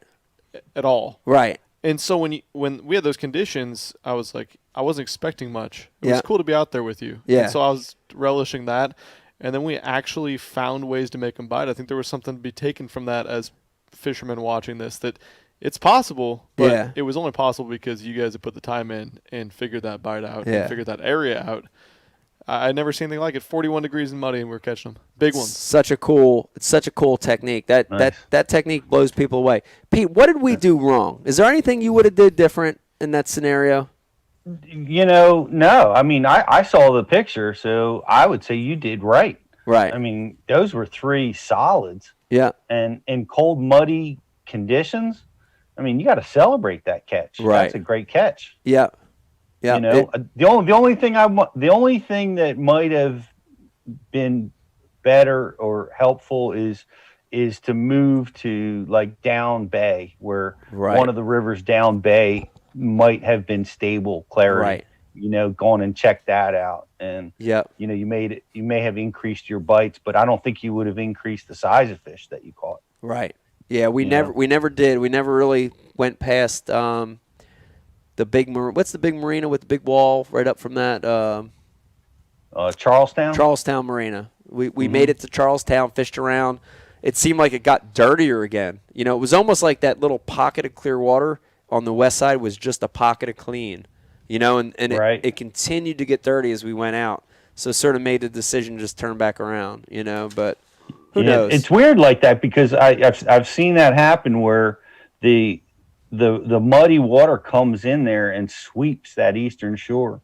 Yeah. And the western side will hold clarity just a little bit better until it gets so muddy that the whole thing just gets overwhelmed. Yeah, yeah. And then the tide turned, started coming back in, and when it got about halfway in, it brought the mud back with it. And when that happened, the entire bay shut down. So it was over. But I'm sorry, I was talking to Ben about that, and this is interesting. This was his first experience on tidal water. Mm-hmm. Yes. Completely. And that I mean, with that mud that must have been a crazy, first view of what happens on this kind of waterway. Yeah, it was crazy then, but then today when I went on the Delaware, real tides. I don't know how any fish, let alone bass, live in the damn river. We caught all of them. We caught every single one in the damn river, I think, today. It was incredible. We may have. Let's go out of order because I will jump to that, Pete. We did fish the Delaware today, and it was cool because it feels good. It feels good for me when I take people to the Delaware because it gets such a fucking bad rap. I hate that it gets a bad rap. Yeah, it does. Rightfully so. Rightfully so. Oh, sorry. Yeah, Earned it. But there's something to love about the river. Riz, describe it for me, because you're one of the guys that you like it, and people hate it. Tell me, why do you like it? I like it because it's constantly changing, right? Yeah. There's always a tide. Yeah. Except for in very, very, very, very extreme circumstances, there's always a tide. There's always a high tide and there's a low tide. So for somebody like me, and here's really the reason why I like it, plain and simple, is that it gives me a starting point for every single day on how I'm going to formulate my game plan to fish, because I know what time high tide is and I know what time low tide is. Yeah. So I can fill in the gaps in between. And it's just a puzzle. It's a massive puzzle. And, the excitement that you feel when you catch a 2.5 pounder on the Delaware River is it's like comparable to catching like a 7 on the flat. Pretty much. That's good. I like it. Dude, I like it. My favorite thing is that you can go there on a Saturday and you're the only boat out there. That's another good You got to point. spend $200 to catch 5 fish on a summer afternoon, because you got to run 80 miles of shoreline. Yeah. But Burn $500 in gas, Yeah. make $200 with a little pot derby, and you're good. You're happy. 20 miles between fish. Yeah, 20 miles between fish. It was a cool day on the Delaware today, 100%. and we did turn it around. We probably caught, I want to say we had 20 bites maybe all day, and probably put 15 of them in the boat. Right, yeah, about in that range. It was a really good day, and the shock of the day is 2 big river fish today, Pete. You know how hard it is to catch one in a day. Brian the Carpenter was able to catch 2 big river fish today, which it was awesome. It was awesome to see it. I wouldn't call them 4s, but they were heavy, big 3s, like 3 3/4. Yeah. You know what I mean? Like, honest to goodness, 3 3/4. It'd have been 4.5 if Mike caught them. But If I caught them, they were 4.5. Facts, but yeah. No, But these were 3 3. True. 3 3/4. We had Ben caught a nice big solid 3. 3 Ben, plus. Yeah. 3 plus. Ben caught another solid 2 3/4. And I had just a bunch of like 2 to 2.5. So, dude, we did the math on the drive back, Brian the Carpenter. We actually used the calculator on the drive back, going over the Commodore Barry Bridge. And we had 15.5 pounds today. We really did. So I want to congratulate everybody today, Brian the Carpenter. Let's congratulate ourselves. Congratulate ourselves for a great day. Pete, that's a big river bag this time of year. Come on, man. No, that's a winner. That's fantastic, except for the Iaconelli math. it's it's a great day. You're probably right. What's Pete. my math wrong? I thought we did. No, your math is good. Your estimates are always Okay. We got pictures. Pictures, Pete. Oh, them pictures. That's like a 20-pound bag. Yeah. I saw BTC's the first one he caught. That's pretty awesome. That BTC was getting them on the back deck back there. Yeah, wait till you hear what he caught him on. Yeah. It was ridiculous. Oh, we're talking about it? Yeah. Buzzbait. Buzzbait. Everything on Come on. buzzbait. No, it was. I'll. Oh no, go ahead. It doesn't matter. You can't buy them. Yeah. So the interesting thing is that I would call it the star, man, the star of the day. Like we caught him on the normal stuff. We caught him on jig. We caught him on drop shot. We caught him on Ned. The normal gamut. But the star of the day was a little crawl. And I was busting dude, I was busting your balls and saying a 1-inch crawl. Yeah. It wasn't necessarily 1 inch, Half-inch. but it fished a lot like, like a 2 to 2.5 inch crawl. Yeah. Like it fishes like that. And it's just unbelievable, dude. When it's in the water, no action. Stupid. Zero action.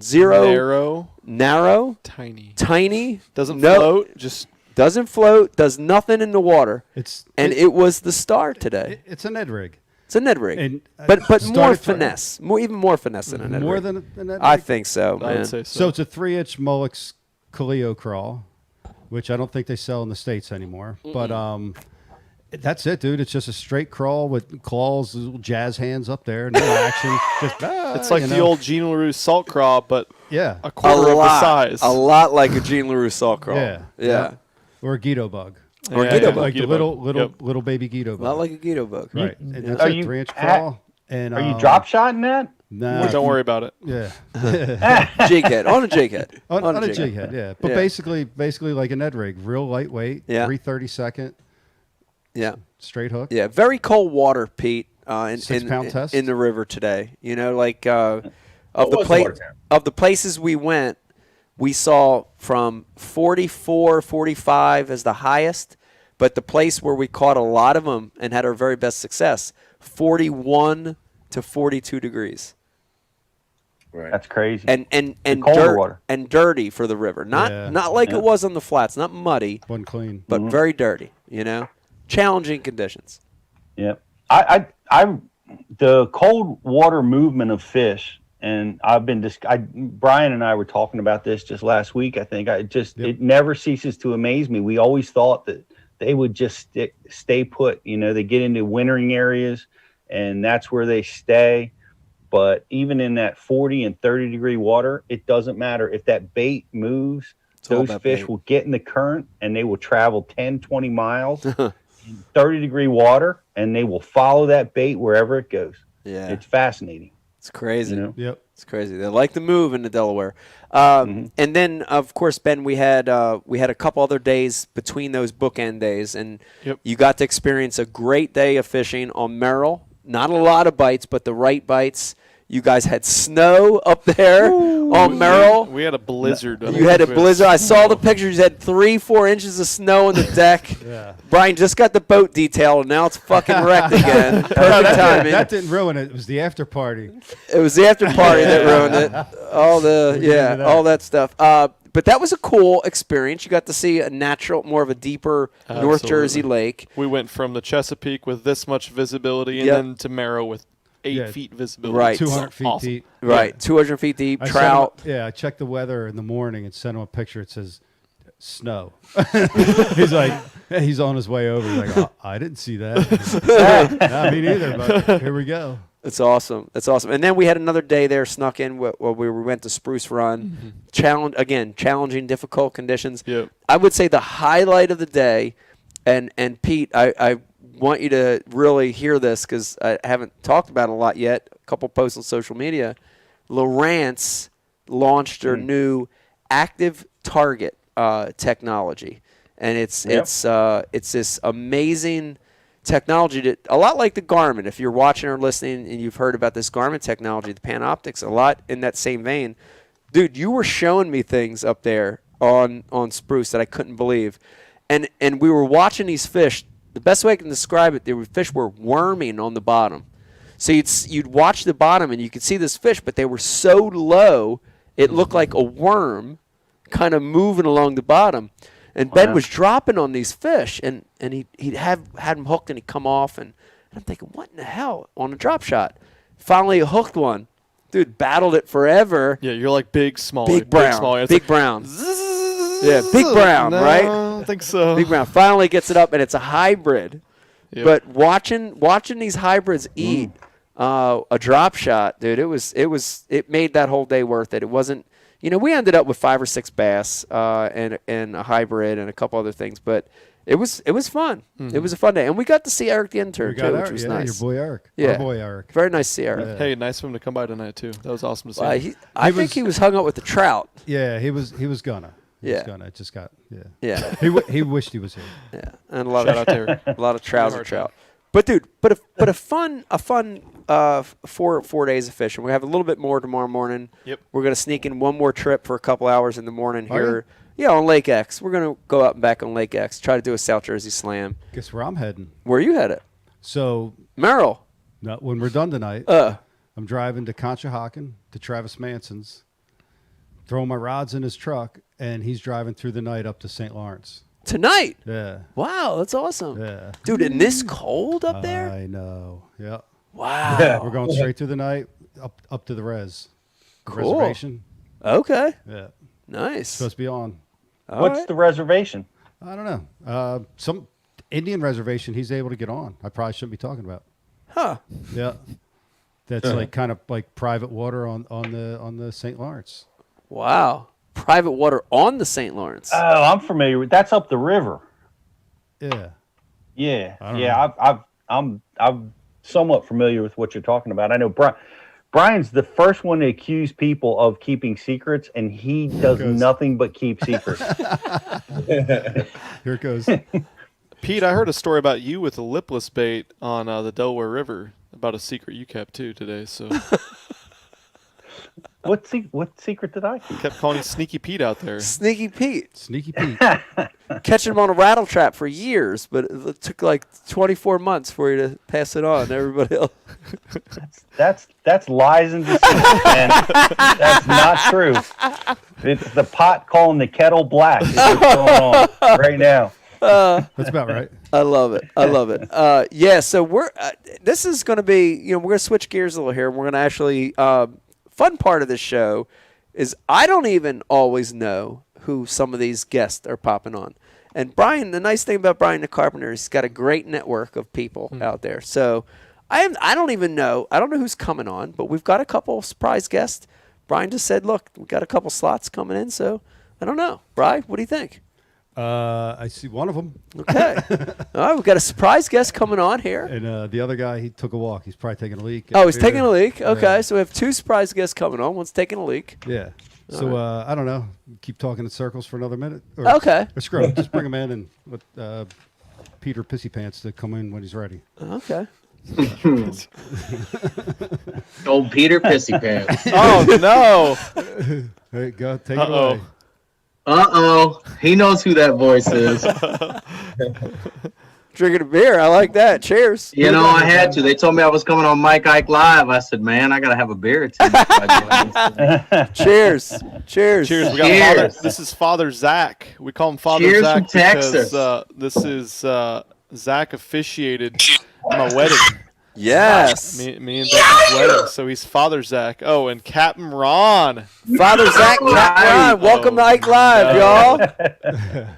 Appreciate you having us. Thank you very much for the opportunity. This is awesome. This is awesome. All right, guys, first things first. This is Ike Live. We already said it. One of the rules of the show is you got to be honest, okay?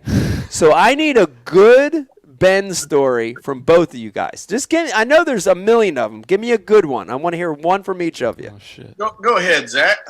You know, I got quite a few, Mike. I'd say if I had to pick the absolute best one, and it kind of involves Ben hazing me a little bit, it'd probably be Ben's bachelor party down at Lake Mazingo in Missouri. So I like the name of the. Hold on. First of all, I like the name of the lake. Yeah, Mazingo. Wow. Must be the best lake in Missouri. Down in Maryville, right, Ben? Yep. Wow. So we traveled down there with a group of guys involved in Ben's wedding, of course. And the fishing was very tough that whole weekend. Like, we got there, and I think within the first 20 minutes, each of us had caught one fish, and we were looking at each other like, this is about to be an amazing weekend. And then it just died for 2 days straight. So, day 3, we're looking at each other like, okay, let's switch lanes here. So, we went out to the bars, and Ben proceeds to start filling us all up with shots. And, Ben and I, we have this relationship where he's a Nebraska Cornhuskers fan. I tell people that's about the biggest piece of shit thing about him, being an Iowa Hawkeye fan. And, we proceeded to get a little bit toasted that evening. And I don't remember much after that, Mike. I woke up and start seeing pictures of me with Nebraska Cornhusker gear on a couch, passed out with a bunch of deer heads and everything. So Ben kind of hit me with that, and I still owe him one in my back pocket. Payback's coming. Payback's coming. It is. He just doesn't know yet. The interesting thing is Ben and Cole just had one of those nights with Brian the Carpenter 2 nights ago. So I don't know what the hell's going on there. Yeah, it's weird. Hey, we got to get it in. A lot of greasy Italian food spilled on the front deck of the Ike Live mini boat. But hey, shout out to Jesse McGee. He detailed your boat. Yeah, dude, he's good. So many oil stains in the decking. The foam decking on the boat. From the peppers, we had them peppers. You know what I mean? The oil rings and fish blood and all that. It was beautiful when we went out the other day. Wow, he's the best. Then we went and partied on it again the other night. So. What are you gonna do? We got work for Jesse. What are you gonna do? All right, story number 2. Give us a good one. We want to hear a good story from Ben here. What do we got? Man, I'm sitting here thinking. So my situation is a little different than Zach's. I haven't known Ben quite as long, but let me tell you this. Here's what I love about Ben. I've been watching the whole show, and I watch most of your shows, and I'm right there with you guys on these Goob Tubers. These guys are out there teaching people how to fish, and I'm talking about they don't know which rod to put in their hand. It's embarrassing at times. I'm a guy down at Lake Fork, and I get to see some of these guys come down. So being able to fish with Ben last year was extremely refreshing. Watching a dude that and Mike, you fished with him this week, so you can see what kind of angler, what caliber of angler he is. But it's refreshing to see somebody like Ben in the YouTube game, somebody that's legitimate. The guy can kind of hold his own. One thing I'll say, and this isn't really a funny story, but this past winter, Ben and Coleslaw came down and fished Lake X, Choke Canyon Lake down there in South Texas. And one thing I noticed about Ben, and I think this kind of goes in line with what he was talking about earlier, is the dude is a freaking workhorse, man. Yeah. Like, he's the first guy at the boat ramp, and he's the last dude to leave. And it's kind of not what you really expect when you're thinking about YouTube guys. When you're thinking about these guys that are just social media guys, they're not tournament anglers. They're not you don't know that they have a background in tournament fishing, but you see these guys like that come out there and they bust their freaking ass, dude. And I'm just blown. And then Coleslaw is the shit. Coleslaw needs his own damn seat over there. He's the real star. Shout out to Coleslaw. Cole's the real star. Dude, Cole, that's a bad son bitch right there. But yeah, man, I'm happy to see Ben on this damn show. This is badass to have. That's 2 of my favorite dudes right there. I like both of you guys. I love both of you guys. Ben's coming down. Hopefully, he's coming down to fish with me again here in a month and a half or so. Hopefully, we'll be there. Yeah, you're going to be there. And we're going to drink a lot, dude. Yes. So, Mike, one thing, we may have to do a follow-up episode if I can, because Ronnie's talking about our annual pro staff retreat that we're about to have for 6 cents at Choke Canyon and Lake X with Ben. And, I got to give a shout out to our owner and CEO, Casey Sobzak. Without him, none of this would be possible. Him and Ben got linked up a long time ago. Ben introduced me to Casey, and the rest is history. I'm down here with this opportunity. But, Ben basically told Casey and I he's going to beat the shit out of us on Lake X. And, Casey's rebuttal was, well, you might outfish me, but you won't outdrink me. So I got, 2 challenges I got to beat them both on. So I'm looking forward to the challenge. That's awesome. Yeah, well, I can promise you I'll be butt naked running around the damn yard, sipping on whatever the hell's left over at about 3 a.m. And I will be the first son bitch in a boat the next morning. It won't be Ben this next time. That's awesome. That's what's up, man. That's I like awesome. It. I like it. It is true, and I mentioned it earlier, but it is nice. Like normally, I love those dark to dark days. It's the best thing. Yeah, it's great, and we've put them in this whole week. We've worked hard. We've had struggles, and today was the payoff. It was all worth it. So it was fun. I appreciate you putting in those dark to dark days with me. It was nice. Yeah. We got off the water early during that snowstorm because it was snowing.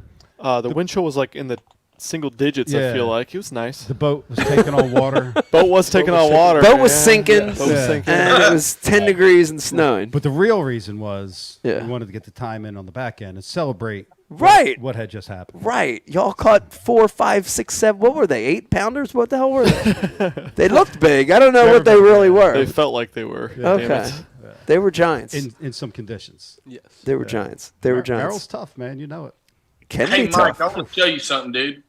So you're gonna laugh at this shit. So you remember? I can't remember. I think it was the Classic or something. But you bought this real badass belt buckle, and it was a digital belt buckle. Do you remember? Bro.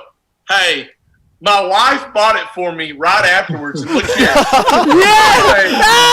Yes! Yes! Oh, look at that! Holy hell! Brian the Carpenter, look at that. It's better technology than anything we have in the studio. Wow, dude. Dude, that's You're the damn right, baby. Hey, Wow. all the way from East Texas, son. Oh, man. Why do we not Hell have yeah, them? man. Dude, what? I don't have no idea. That's bringing that thing back from the dead right there. Look at Bro. that. Hey, that's badass stuff right there, dude. Dude, look at that. That's a flash. Now, dude, That's top tier now I'm gonna tell merchandise. you, now that I've seen that, I want to come to Texas with you guys now. Mike, come on, anytime, Mike. Anytime you want to come down, the Six would love to host you. Oh, Ben will my come God. down. Ronnie will be We're gonna down. go. We'll make a spectacle of it. Come on and fish with us and Casey, brother. Oh man, that'd be awesome. I might have to join you guys, even if I'll be incognito, anything. I just want to hang out with you guys and wear that belt buckle again. Hey, There you go. that's a bad dude. My wife bought me that. I was like a little Ike running around East Texas with a damn Southern accent. Sound like a redneck Iaconelli around here. And I got the book. I got it all. Man, I was one of them idiots, fishing a $50 entry fee tournament with wristbands and shit. Just Yeah. But, Yes. badass. Yes. It's awesome, man. I love it. Freaking that belt buckle is such a I flashback. bet Ben never thought that we would be the two featured guests tonight on this damn podcast. I love it. He This never is Ike thought it. Live. Anything can happen on this show. That's right. Anything could happen. Anything can happen. I got to tell you though, speaking of, and I do, I work with other companies. I work with Rapala. I work Pure Fishing. When you get into the fishing world, none of that matters, right? You want to learn. You want to share information. And Ben, you showed me a couple really cool things this week, and I want you to talk about it because I think people would be interested. You showed me a jerkbait color when we were fishing some of those muddy water conditions, and it literally I was floored by the color. I watched it in the water. I watched the way it rolled and flashed and went, and each side of the bait was a different color, which I used. Pete will remember Back in the this. day, Yeah, we used to throw a bandit color called Mistake back in the day. Me and Pete used to throw a bandit 200 a lot in this color called Mistake, and it was one of the best dirty watercolors you could throw. You showed me this jerkbait. I was floored, dude. What did talk about that jerkbait? Yeah, man, that's Ronnie and the East Texas guys aren't going to want me to talk about this, but and shout out to Marcus Sikora from there in the Ozark area, Missouri. Probably I don't know. You can't ever say someone's the best at anything, but yeah, as good with the jerkbait as anyone in the country or the world. He came up with this color. It's called ditchweed, actually. Ditchweed. It's great. Ditchweed. Great name of a color. Yeah. But half of it is red, like vertically on the bait. Half of it's red on the left. Yep. And on the right, it's like a chartreuse, and it's got like some orange and red scale markings. And the red side has like some gold scales. So it's two super bright, contrasting colors. And it works in two scenarios. One is with a lot of the stuff we were faced with where the water's super, super stained, obviously. That's where a bright bait would work. Yeah. But the second thing is he's talked about when the water gets so fucking cold, when it gets down, not 40-degree water, not high 30s, like when it gets like mid 30s, when even if it's clean water, a lot of times we've found that the fish won't even react to a supernatural color bait. Yeah. You need something that's bright, it stands out, it can trigger those fish. Yeah. And that bait gets bit down there almost the same way like a wigglewort or a flatside or something like that would. But the super bright color down there working on a 45-degree angle rock transition right against those rocks where they're eating, maybe they're eating crawdads too, I don't know. Yeah. But that just gets bit. Dude, that bait looked awesome. And one other one I want you to talk about, which I'm very, very excited to see this in action tomorrow. I can't wait to see it. But look at this. Here is one right here. And we don't even have a close-up in this show anymore, but look at this Cole's bait. the MVP right there. Oh, man, that thing, I cannot wait to get my hands on some of those. 6 cents provoke jerk bait. Jeez Louise. That's my favorite jerk bait, and it's a weird freaking color. Dude, that's crazy. Yeah, I'm going to show that. And then the other one, Ben, is a lipless vibration, a.k.a. rattle trap, that suspends. Mm-hmm. And that, to me, with certain scenarios, what we've got, cold water, shallow water, when you want to keep it above grass, dude, it's got to be like a secret killer. It's got to be. It is, and another one that Ronnie and the Texas guys don't want me to probably I talk know. about too much. I know. But it's a bait that gets in stock and it's gone immediately. It's the Quake 80 suspending from 6 cents. It dives about 3 feet down, so it has all the great features of a lipless crankbait and everything. Yeah. But it's got enough space on the top of it that it kind of dives like a diving lip. Doesn't have a lip on it, and then it just stops. So you can True suspending bait. Wow. So great. Again, two situations like we're faced with tomorrow, a place with not much grass, but super, super cold and hopefully somewhat clean water. Yeah. We can work that bait down and work it super, super slow and stop it, or rip it hard and stop it. Or scenarios where you're fishing grass in the pre-spawn, or really another time of year, but especially the pre-spawn, where you're fishing shallower grass with a little bit of space above the top of the grass, because you know how it's extremely difficult to work a lipless bait a lot of times in less than 3 feet of water. Yeah. Because there's so much grass, it's hard to, without just burning the shit out of it. Yeah. You're burning Right. it for fish that are in super cold water, don't want to move that much. Well, that bait, they're used to seeing every bait rip through that grass and then straight down. Right. That one's going to rip through and stop. Just sit there. So think about that. I mean, it's a good thing. You remember, Mike, the rattle? Was it rattle trap or Cordell Spot had a suspending lipless bait? They might have been a spot. I think It might have been a Cordell. Cordell. Yeah. They did. It never took off, and they discontinued them. Yep. But man, what a neat concept! That's awesome. Yeah, but wait Hey. till he tries to snap Black Death off his line.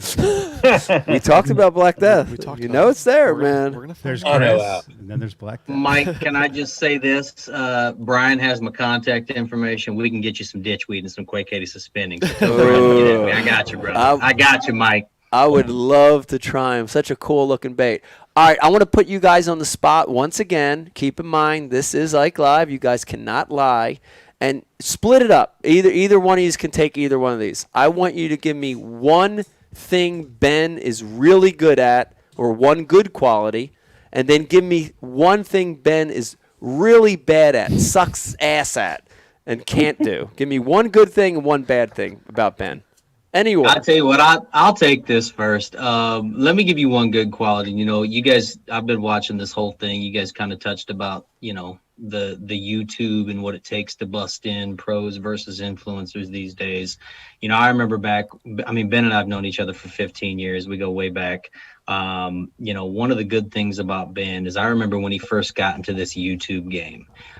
He sent me, you know, his first video and he said, okay, I trust you. You're one of my best friends. I need honest opinion here. What the hell do you think?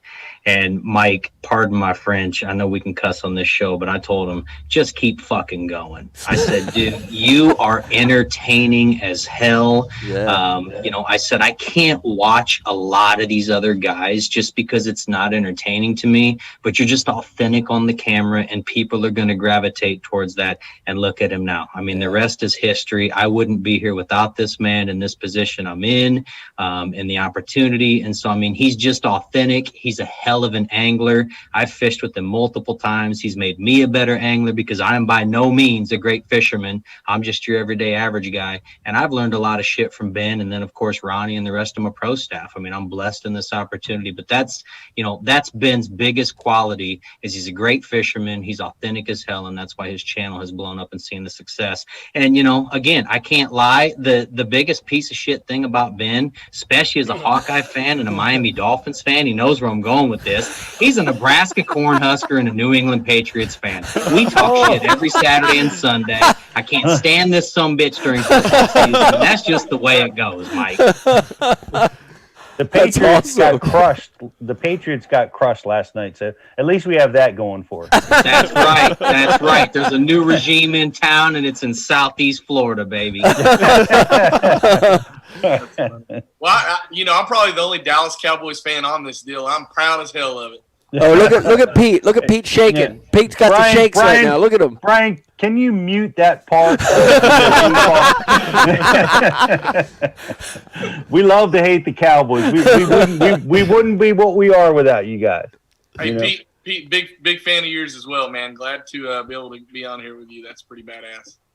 Man, I'm gonna tell you something about Ben. So there's a couple things I want to say real quick. Number one, the first night that I met Ben, it was a 6 Cents Pro Staff retreat.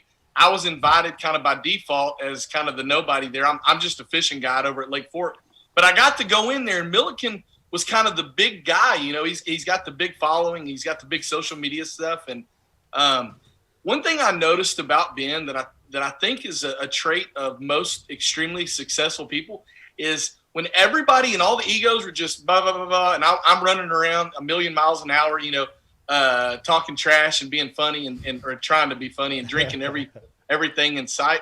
Ben sat back and watched and listened a lot. And I haven't said that to Ben, but I took note of that, and I noticed that, there was Luke Duncan and Darian Craig, some of these other guys were there, and Ben really being kind of the star of the show, just kind of sat back and watched a lot. And I noticed that, and I took note of that. And then the other thing is when I fished with him, I was blown away. Dude, I fish with, 500-600 different people a year. And some are really good, and some are just, you guys were talking about some of these YouTubers not being able to fish. You should see some of these customers I get. We joke about the guy with the spinning rod doing it like this. I mean, that's a real deal right there. But get in the boat with Ben and watching his efficiency, watching his speed and his pace at which he fished at, the way he covered water. And then the other thing that I really liked and I really respected is I'm a no info guy. I pride myself on going out on the lake, and I guided a bunch of lakes, but I pride myself on trying to find the fish on my own. That's where I kind of get my little is when I kind of figure it out on my own. And Ben's that type of guy. He's he doesn't want waypoints. He doesn't want anything from you. He just wants you to get in the boat and be yourself and go fishing.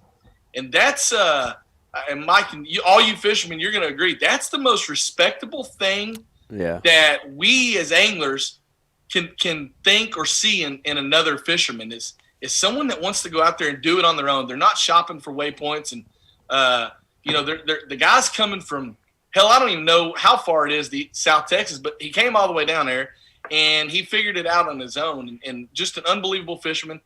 The shitty part of him, I haven't figured out yet.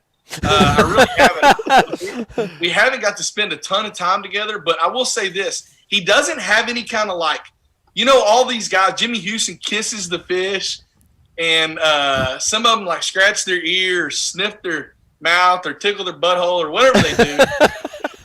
That's the only thing that Ben needs, man. That if he does that, he's unstoppable and he's untouchable. He's got to get a little bit of. So I gave him a good one. It didn't really take off. I hadn't seen it in any videos. I was disappointed, but hopefully this this next go around we'll figure something out. He butt chugged the bass today. Right? He what? Yes, he did. Yeah. Butt-holed it. I did. You did? I caught it right in its butt. You did catch one in the butt. That's a lethargic fish when you catch them in the anus. Yeah, you they're know? trying to eat backwards. That's a He held it so long, it was already on the other side. I know. It's weird. It is. So we gotta get you a little shtick for when you're Something. fishing. You need like a little something. See, mine used to be. This is again, Pete was my mentor. So mine used to be. I used to boot the fish. I'd kick them, especially when they were too small. Pete always got mad at me for that. He's like, "You can't do that, man. People are going to think bad of you. You can't do that, man. Guy, you can't do that." So I never spoke like that. You used to have a real strong accent back in the day. So I stopped booting the fish and I started doing the other stuff. Well, so I appreciate that. Speaking of the abuse to the fish, Ben, I gotta say, I saw you carve up a few bass. I did. That had to bring out some haters, or maybe that's your thing. Unfortunately, it didn't bring out as many as I thought it would, Pete. No, so we you kind of go for some shock value once in a while. No, we actually we manage this little private pond, and it's been taken over with 14-inch bass that can't grow any bigger, and so in that scenario, it was important to get some of those out of there because they're stunted. They can't grow any bigger. They're eating up all the bait, and we killed a bunch of those. We need to kill a bunch more, actually. But bring them to Jersey, dude. We're hurting for 14. Yeah, we need a lot of 14 inches. Not from what I've seen. We can ship a lot there. One thing Ben does is he throws the fish every once in a while. He'll toss one over at Coleslaw and give him an attempt to catch it on the second go round. Maybe that's a thing. Not this week. Maybe that's us. I should have. Yeah. Tomorrow's your day. Tomorrow's the day. You're being nice. Cole, tomorrow's the day. Listen, Cole's you gonna be doing the catching limbo you at the camera one tomorrow, bro. We got the South Jersey Slam coming tomorrow. You got to catch one of those species for I'll us. be ripping. All right. You could promise me, man. Come on. Shallow shad rat. Promise. Yep. Shallow shad rat is a good bait out here. Yeah, long pause. Sure is. Deal. Sure is.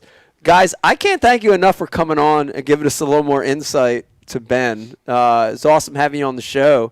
That belt We buckle appreciate being here. made all the difference in the world. The stories made all the difference in the world. And you guys are drinking beer with us tonight, Yes. which I appreciate. Yeah. So I want to thank you guys for coming on Ike Live tonight. Texas with love, Mike. Thank you again for the Thanks for having opportunity. me. And this is awesome. Pete, Rich, Brian, thank you guys all again. We appreciate it very much. Yeah, these are two great human beings too. Zach runs, if you didn't get a great introduction, but Zach runs all of the like the marketing and pro staff and stuff, and he's kind of a jack of all trades because he works his ass off at 6 cents. He makes it all run every single day. And Ronnie is one of the best guides in Texas, the best guide on Lake Fork, and he's a huge part of social media and incredibly entertaining. So go give Captain Ron a little follow because he's the man. He's got big things coming. Ronnie's coming up, and hopefully I get down there and we do some collabing soon. I love it. Thank you, guys. Thanks for coming on tonight. Thank you again. Appreciate the opportunity, gentlemen. Awesome. I love it, man. I love the surprise guest, Bri. Yeah, that was This is good. incredible. Surprise guests are good. Where did that come from? God dang. Dude, didn't I tell you? While you guys were on the front deck? Dude, unplanned shows are good. You were on I the did a back, little planning. Unplanned shows. Well, that is a little planning. But you were on the back deck catching bigger fish than us. That's what you were doing on the back deck. And doing. producing a show. Uh-huh. producing a show on the phone. Let me get a round of applause. Yelling at your wife, beating your kids. I did not. I did no such thing. Keep it going. All right. Multitasking. Moving on. Multitasking. I am that guy. What about the fire department that wanted their hose back tonight? So Remember that? let's take another commercial break. Come back. I got 2 more guests. All right. That's what we're Keep going it to do. Before we go, want to remind you, if you're watching over on Facebook, please like and share the feed, and you're entered in a chance to win the famous Ike Life gift bag. Also, when we get back, Rizzo will catch up with a few IMs. If you've got questions or comments, please send them through. Hang in there with us. We've got one more segment. We've got Ben, we've got Cole, we've got Brian the Carpenter, Pete, and Riz. Hang in there with us. We come back, more Ike Life. Hi, today we're going chest to chest in the Dr. Squatch lather test.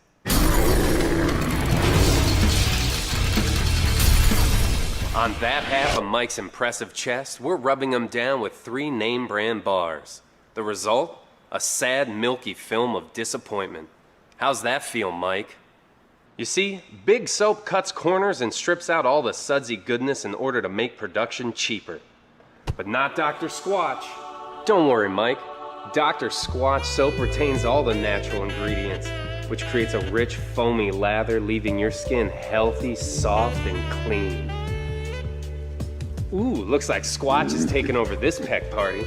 How do you feel now, Mike? Dr. Squatch Natural Soap. When we say it lathers, it f***ing lathers. You deserve glorious lather. Take the lather challenge for yourself today. 4.5-inch drop shot worm. Bama bug. Finesse jig, PB&J. Give me something hard. Hey, KVD here. Now, I didn't always know this much about fishing. 4-aught EWG worm hook. In fact, there was a time when I couldn't tell the difference between a jerkbait and a stickbait. But then I signed up for Mystery Tackle Box, the original monthly tackle subscription. And now I know more about fishing than I do about calculus. And he knows a lot about calculus. Plus, I get amazing extras like free fishing magazines. October 2016. Featured article, 4 places to throw a frog. Exclusive decals. Zombie bass. And how-to videos for all the great baits I receive. How to tune a crankbait. Is that underwater footage I smell? I got goosebumps. So if you're looking to develop enhanced fishing abilities like me, or you just like getting new tackle every month, go to mysterytacklebox.com and get your box today.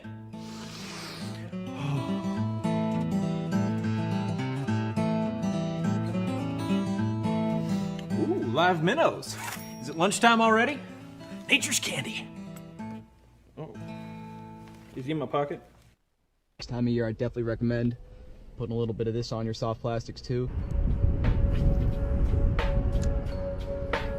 There he is.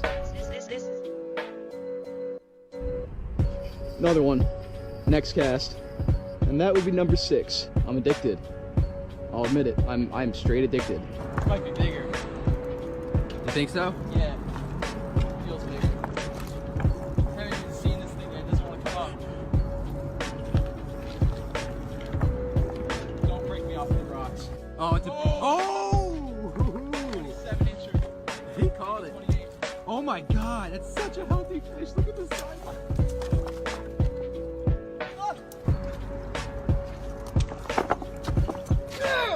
Put a little liquid mayhem on your crappie jig, and look where the stripers get it. You can't even see it, man. That might be a keeper.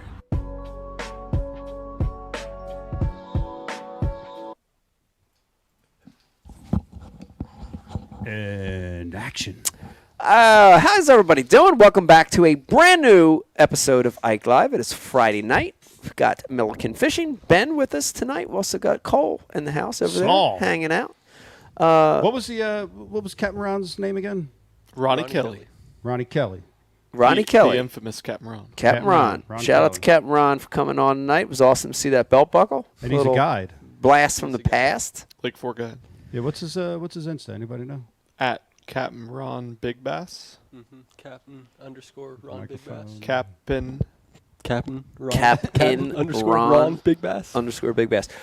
Rizzo, I want to catch up with you. I know we've been talking so much tonight. A little unusual night. We haven't caught up with you in a while. What anything good coming through the IMs? We got anything funny? Anything? Yeah, we actually got a couple of questions for Ben from people on the IM board. Yeah, what do we got? One of the biggest thing that keeps coming across the board is Ben, how do you cut through the bullshit of like all of the little things that you have to deal with, working in YouTube and, the technical difficulties that you may experience throughout shoots? Like, how do you navigate yourself through all that bullshit? Well, question. We got Coleslaw now, which does a lot of that. He's a very mellow human being, and so he handles the issues a lot better than me. A lot of swearing mostly. You swear at your equipment, you throw it, you break. No, I don't know. I mean, that's just part of it. It's just like tournament fishing. You're a risk manager as a tournament fisherman, and you control the things you can control, and you let everything else try to slide by, but it gets at you, and you just you understand that your channel's not gonna end, or you're not gonna fail based on the video that you're working on right now. There's other things out there, and you try to just move past it and do your best. Let's keep going. I want to say that the interesting thing that I thought this week, I was working with you guys for 4 straight days and watching you. You don't have. It's not. I want everybody to know it's not like you guys don't have like $1 billion worth of like camera equipment. We're not like using Reds and freaking giant cameras on freaking gimbals. Like you guys have very basic equipment, but you're still producing amazing content, right? Cole, what are you guys using on a daily basis? Using a couple GoPros, using a Sony A7? Yeah, A7 S3 for video. Yeah. A couple GoPros. It Yeah. seems like the newer GoPros like to shit out. Right. Yeah, what's up with that? We don't know. do. Why do they just randomly turn off? They hate it. They just continually too many turn off. features, too many screens, too many features, and it just makes them worse all the time. Yeah, they don't like anything. They just shut off. Yeah. There's bigger cameras that overheat because they jam too much stuff in them. So when you try and jam all the stuff from these big cameras into a tiny GoPro, right? It's inevitable. So Yeah. we use an A7 S3 and GoPros. Yeah. Yeah. That's And a a good drone, one. but- That's a good one. And a drone. Riz, what else you got? Epic Eric wants to know, Ben, what's the most meaningful YouTube video you've ever made? Ooh, that's a great question. That's a good one. I made one when I quit my job, my full-time job, and talked about. I kind of just laid my emotions out there in real life about how scared I was and why I was doing it, and why you're no longer going to be seeing me make 15-minute fishing trip videos when I'm on my lunch break at work. And just explained what my feelings were, and I think people were just like, oh my God, they were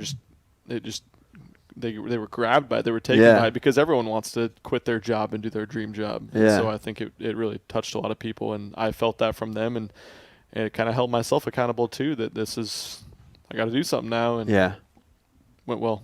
Yeah. That's cool. That's awesome. What's the second most meaningful? I was going to say this opportunity to come to New Jersey and fish with and fish with my biggest idol that I had Brian the Carpenter. Yeah. No, I was going to say one of the best fishermen, not only at the tournament ranks but in the world, and fish with my idol growing up. It was amazing. So it was nice to spend a day with Brian the Carpenter. Yeah. That's where I was going with that. Yes. I know, bud. And Same. I don't know if Pete knew this. Same. Pete, did you know that Ben was at the Dallas BU years ago? Did you know that? That's awesome, isn't 2010. Yeah, that was amazing to hear, and it's crazy that he came through the program, and now he's taken off to this level. It's just tremendous. Yeah, very cool, very cool. I said, did you see the sign that I had? No. Mike? Not the sign. I must put them away. I'll go find Shelly them. cleaned I have them the original Bash University sign from 2010. Wow. One of the, Look signs at we that. had for- Look at that pic right there. Yeah, if Rich was in studio, we would have had these up on the board. Yeah, old school. I know. We need Rich back in studio. ASAP. Yeah. Here's a meaningless picture for you that people can't see. Look at that. Oh, my God. Oh, Stop Trooper! Stop Trooper! Lost him. Oh, my God. Come back. There he goes. I'm okay. 2010. Oh, yeah. I know that's an old one because I have laser lure on my jersey. Just recently here. And the logo's blinking. Dude, on the It is. It's blinking on the jersey. And then scroll. I and think, Longshank. Longshank, yeah. I think Wow. one left to here, too. You get to see Pete. Oh, no, there's another one with Zona back in the day. Wow. But there's the whole crew there. Oh, Pete, yeah. It was only 10 years ago, but Pete looks 30 years younger. Pete, Shama, Freddie Boom Boom. Wow. The whole crew. crew, man. That's awesome. That was like the highlight of my life right there. Wow. That was incredible. Dude, you know that was is. Pete, you know it was early BU because in that last picture I saw there was this little tiny poster in the back. This is it, right? Just a little tiny poster like duct taped on the back. That's back when we weren't making any money yet. You remember that? Yeah, man. There was a lot of those years. A lot of those years. But Ishama was there. That was pretty cool. Ish has been with us since day one. Yeah. You know? Yeah. That was cool. Frogging and punching with Ish seminar. Yep. Amazing. Yeah, he kind of knows how to do those pretty good. Yeah. Oh, that was 2010? Yeah. And he hasn't grown since then. He's still frogging and punching. He's still frogging and punching. Hey. Hasn't aged a day. Stick to what you do, bro. He hasn't picked up the spinner rod since? Nope.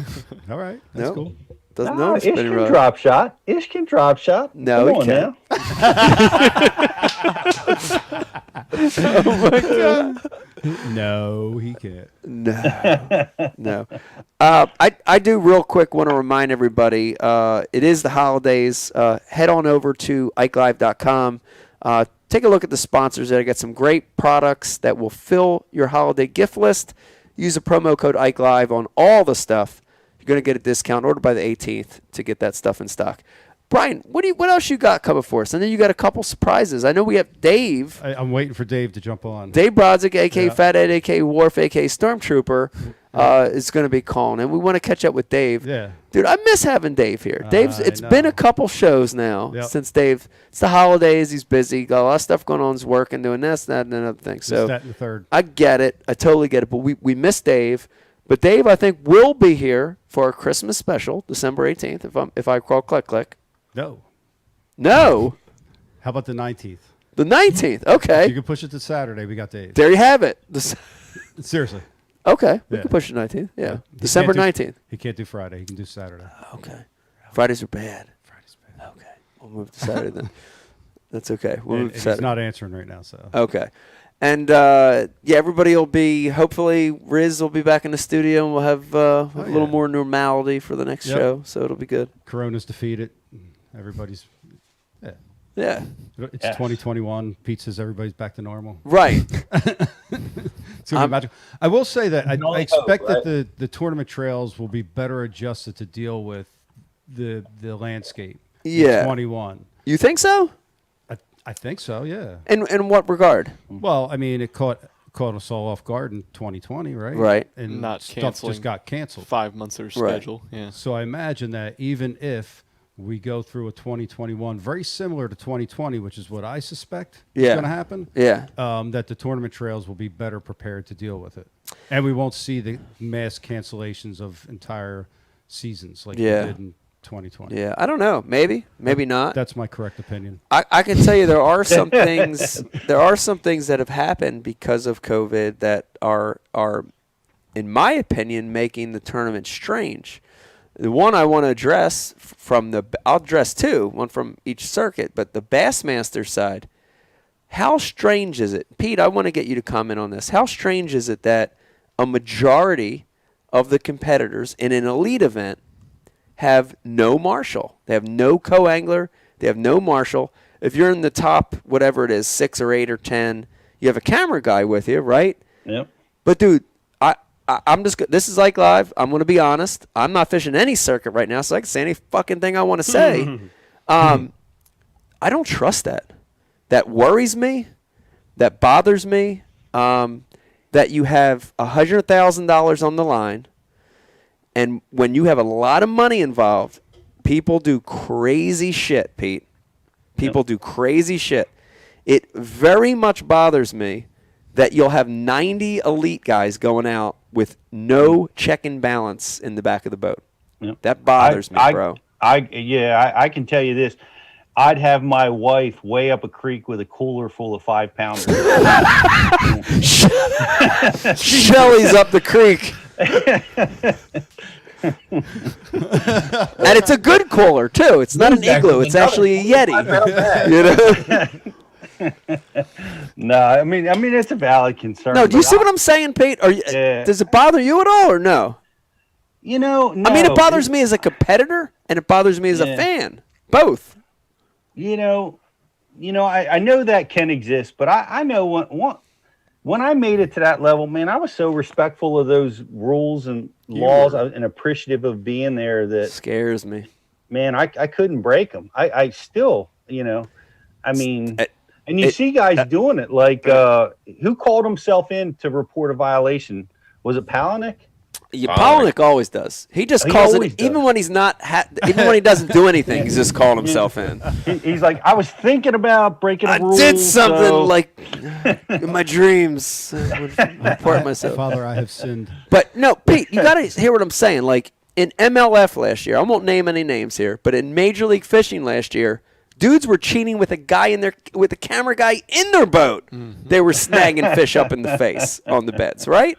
Yeah. Well, I mean, you're going to tell me that, like I'm just saying. Well, right? Here's the thing: it's random, right? Like who does and who doesn't, or I don't know how they're working it. Are there no marshals? Are there nobody in the boat? Well, there wasn't in the post-COVID. There wasn't in the Bassmaster Elites. I saw. I would watch the launches in the morning. They'd all go out with nobody in the boat, except the guys that they picked to cover or the guys that were doing well in the event. That scares me, Do they dude. have a camera running? No camera running, unless it was running on their own accord. Yeah, that's the answer, right? BTC is like you hook a GoPro up and you stream it. And stream it live, right? Yeah, you can't move it. Good luck. Put it into the. Good luck with the Well, GoPro. I know. Yeah, There's Ben problems with would that already too. know how to offset that situation. All his GoPro work. It'd be easy to hide, right? Yeah. But it scares me. Yeah. It scares me. It worries me. But I mean, I guess we're all dealing with it in the best way we can. You'd rather have a tournament than have no tournament, but still worries me. It still bothers me. Well, I'm optimistic we're moving away from this. We're getting, I don't know what the schedule looks like. I think they've released it, but I didn't look at the dates. And I know they're planning on having the Classic in March. Honestly, here's the thing, and I want to, tell Bass, and I've told my contacts at Bass, move that date, move it away from March. March is the date for the Classic. I want to see them move it to June, move it later in the summer, till we get to the other side of this thing. And, you will have the biggest crowd in the history of a fishing tournament if we get to the other side of this thing. Yeah. It will be just a monster, just an absolute monster. Yeah. But if you try to do it in March, I suspect, I don't think it's going to, it's going to be a big deal in March. I think people can't show up in March. Right. It's too soon. Right. But, Yeah, but it's Texas. They got different rules in Texas. yeah. They do, honestly. They had the PBR. They had a big, giant PBR event where they had 100,000 people there. I didn't see that on the news. I would have thought that they would have been crucified for that. 100,000? Well, I don't know. That's what they normally get through those things. They're so popular. Yeah. But I don't know. Rich, I heard they were going to have board, it. Rich. What, Brian? You got anything on the message board? Yeah, I got more stuff for Ben or related to what Pete's saying. I'm going with Ben. I don't want to talk about COVID anymore.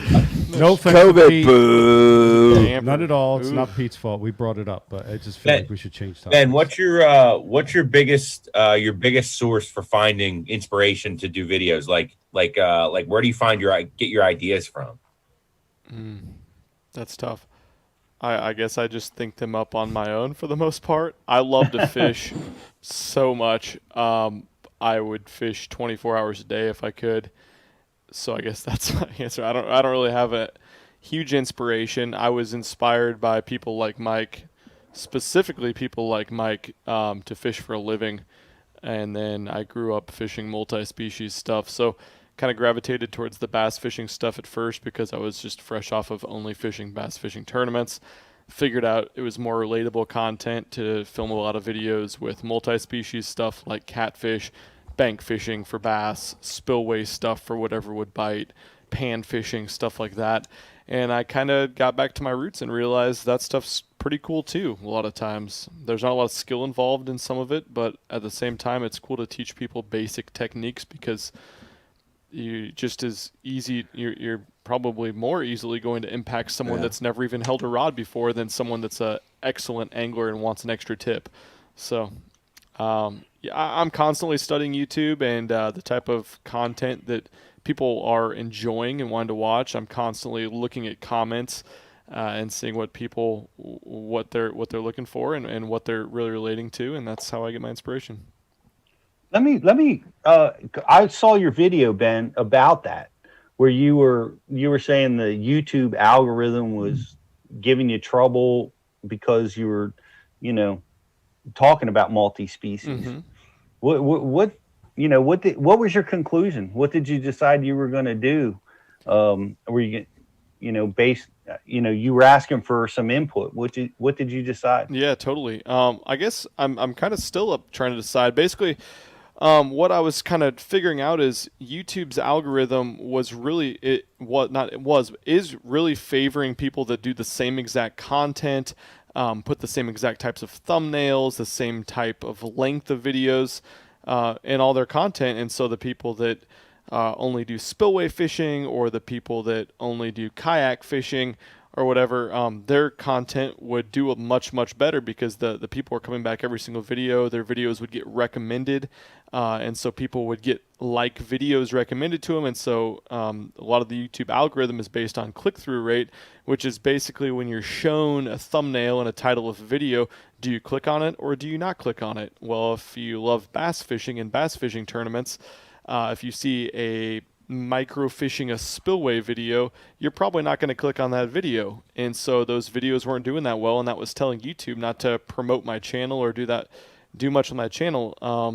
And so I was trying to decide if I should create a separate channel or just some type of separate platform or entity to cover some of the stuff besides bass fishing, because that was really detracting from my channel as a whole.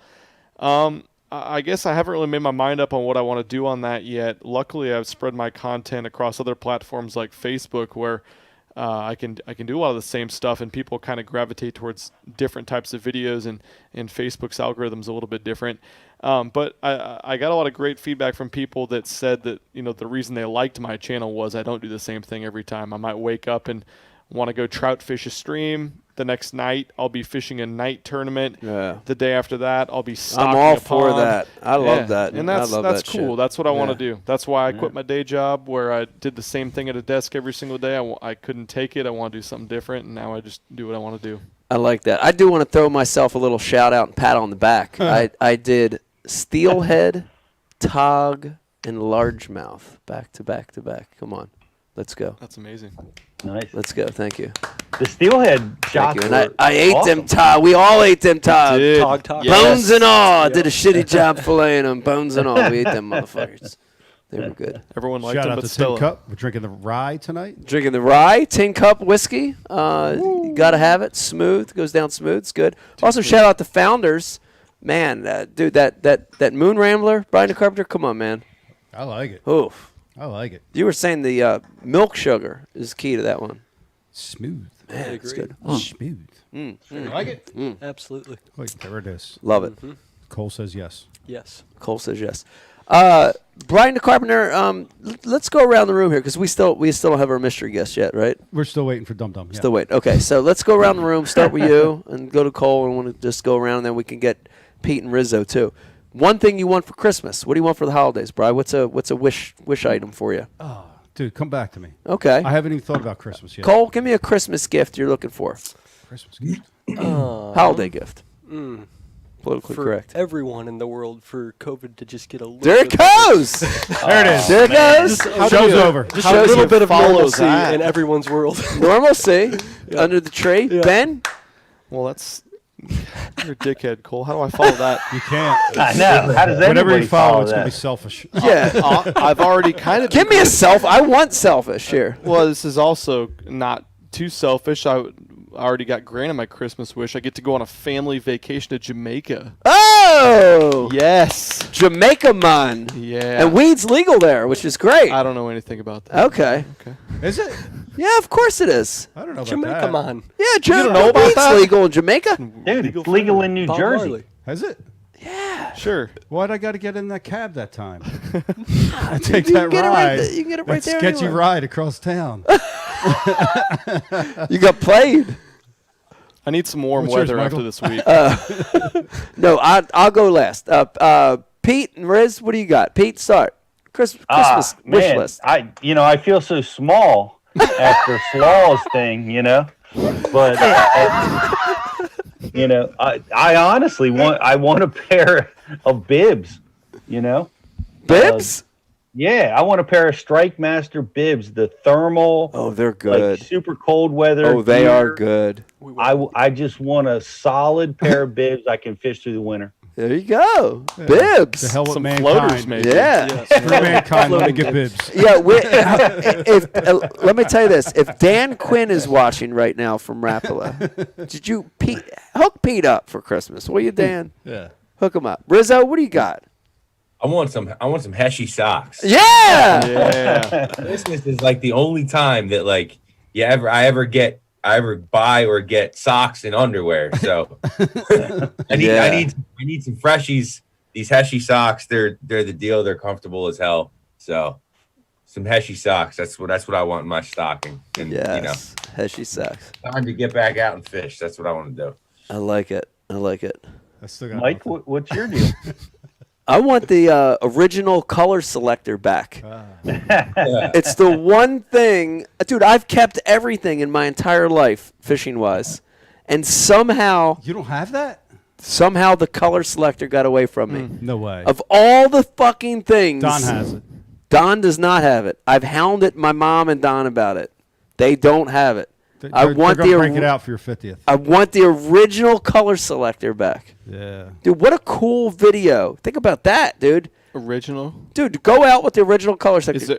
Was there different versions of it? I don't know. I mean, I like the one I had. The one I had was the regular. There was the combo selector. Yeah. Which I know. did pH, The but pH. I had The just pH.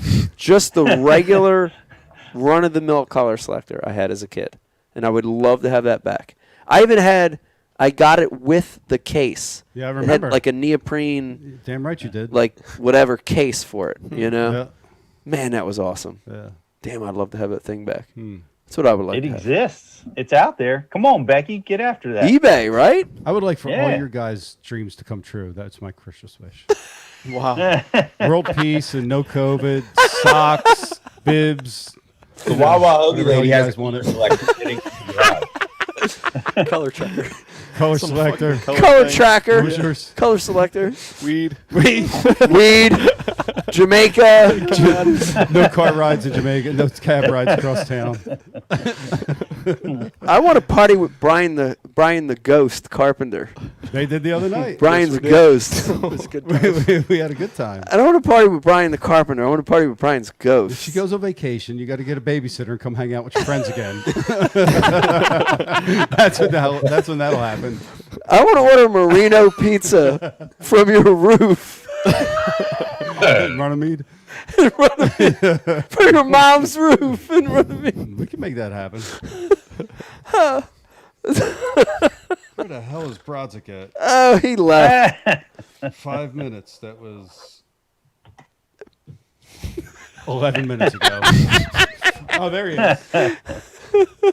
I see Fatty on the message board. All right, folks, we're going to bring in 2 more. Let's see how this goes. We got 2 more mystery guests It's coming going to in. clearly be a mess. Jacob. They're not mysterious. Next. Jacob, next question.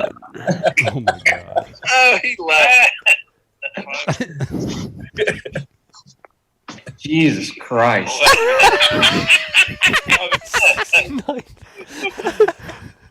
What's up?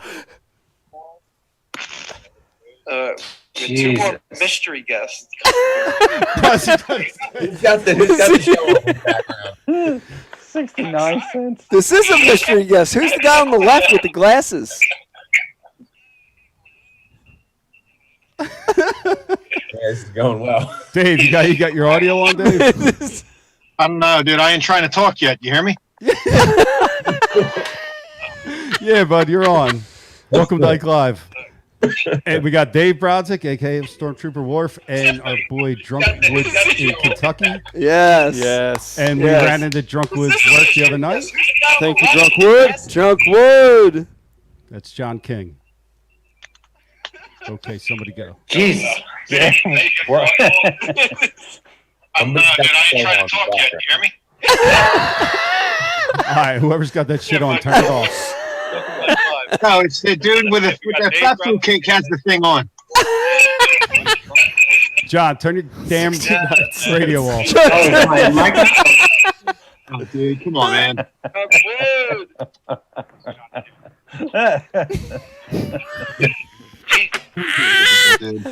I need more. We're going to need more whiskey. We need more whiskey. All right, Braz, lead us off, buddy. All right, Dave, what do you got? Dave, it's good to see you. We miss you in the studio. I hope to see you next Saturday now for the Christmas special, the 19th. What's going on? Not, man. Hey, I'm sorry I couldn't be there, Ben. I would like to have met you. I really enjoy your stuff with you. Me too. I enjoy your interviews and your lie detector test especially. Thank you. Yeah, I would have gave you one had I been there. Well, never mind. I'm glad you're not here. That or anal thermometer. Ooh. Yeah. Yeah. So what background noise am I still catching? Is it that dude right there? Because Brian, it's horrible. Like whatever he's doing, you got to mute him. John, do you have your radio, the show on? I shut it off. Everything's good to go. I turned off the internet. Okay, let's go. Yeah, that was the issue. Other than those ugly ass glasses Dave's wearing. The readers. All right, Eddie. Pee Wee Herman wants his singlet back, you fruitcake. Dave,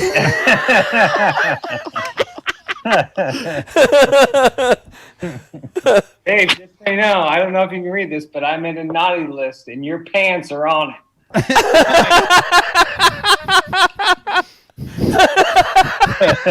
Back to you, Dave. Hey, you can hang it right next to that bowling participation trophy you got over your right shoulder in the hole.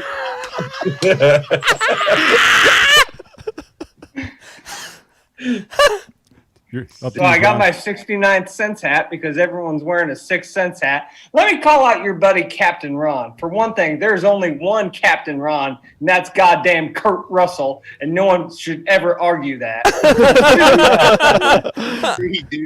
As a Kentuckian, you don't drink Coke after your bourbon, that little fucking pussy.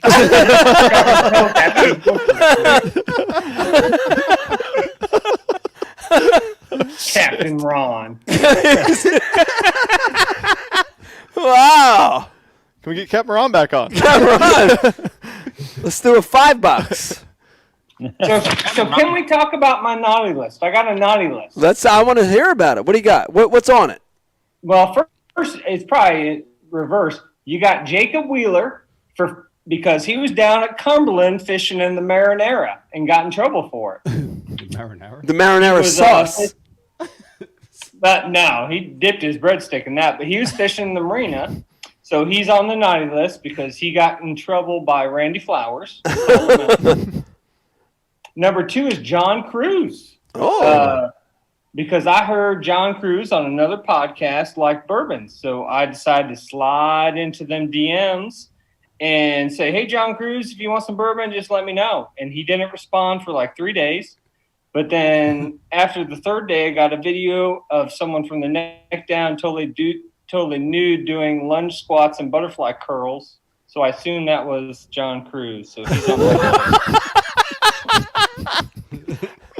That is naughty.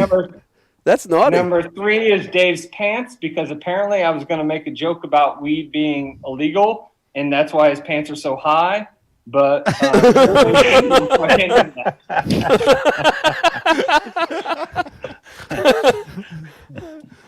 See, I didn't know I was getting brought on. No.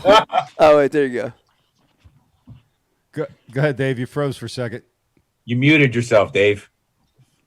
Hold on, man, because work's trying to call me. I got this low rent ball buster trying to.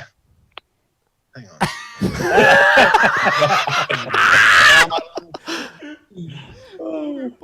Now we know exactly what Dave's wife sees. Am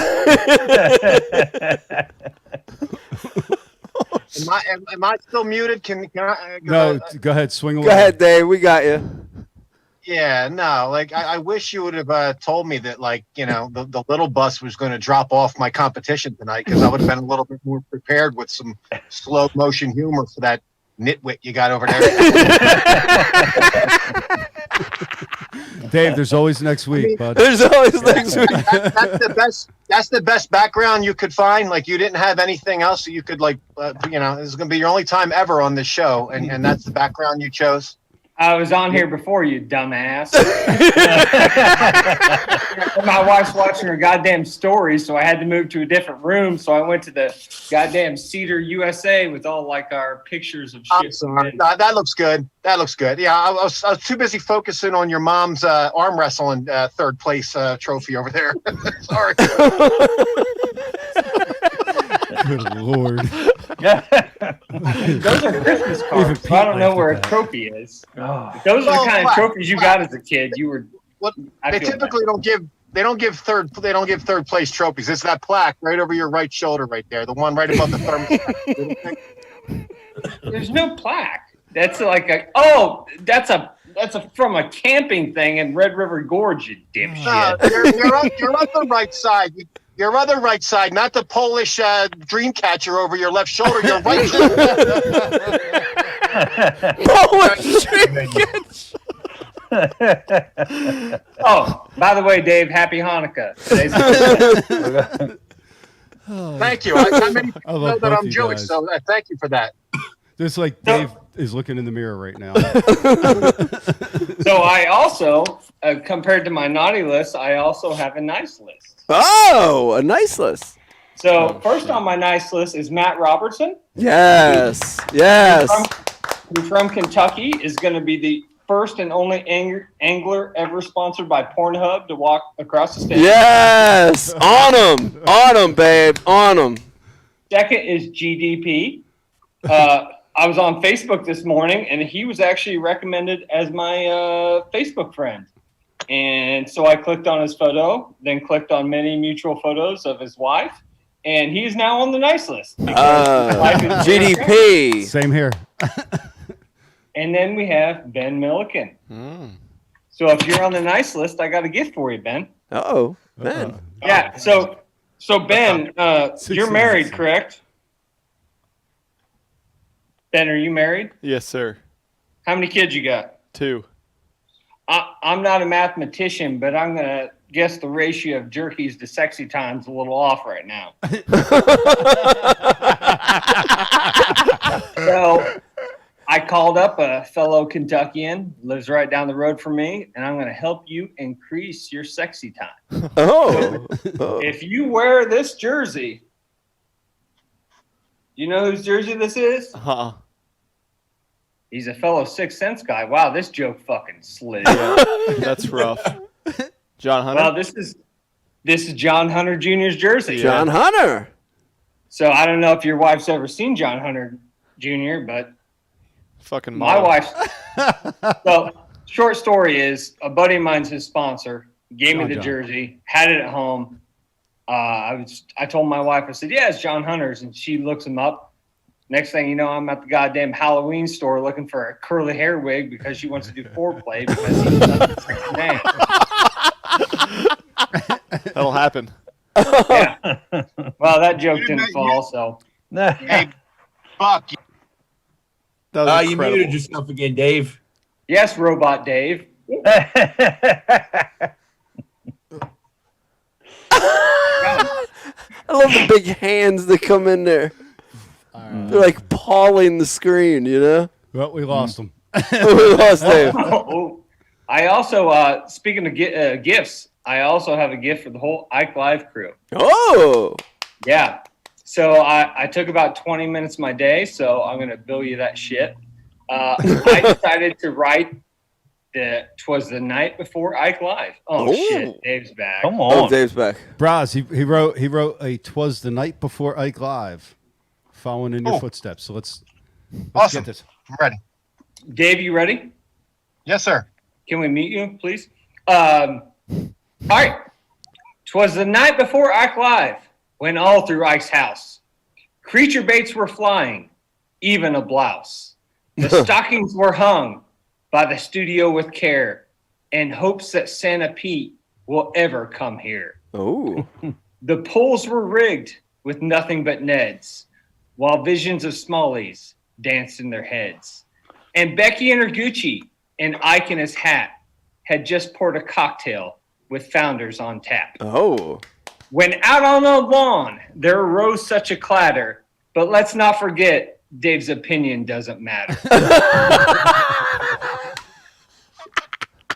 Away to the window, Ike flew like a flash, not stubbing his toes on his piles of cash. The moon on the breast of the new fallen snow saw a purple Toyota with a bass cat in tow. When what did my wondering eyes did appear, but BTC and Riz hammered off beers. What loud assholes, those little pricks. He knew in a moment they weren't no sticks. More rapid than eagles, those anglers they came, and they fished, they outed, and they left MLF the same. Now Swindle, now Polnick, now Hackle, now Hackney and Christie, on Atkins, on Ike, on Prosnick. What the fuck's that guy gonna do? He's fucked. All right, back to it. To the top of the window, to the top of the wall. Now bass away, bass way. Bass is the way, y'all. When they leave with those 5-fish limits in their eyes, if quiet enough, you can hear Boyd's cries. So now on to Ike, where the rumors did grew, with a boat full of toys, maybe the sexual kind too.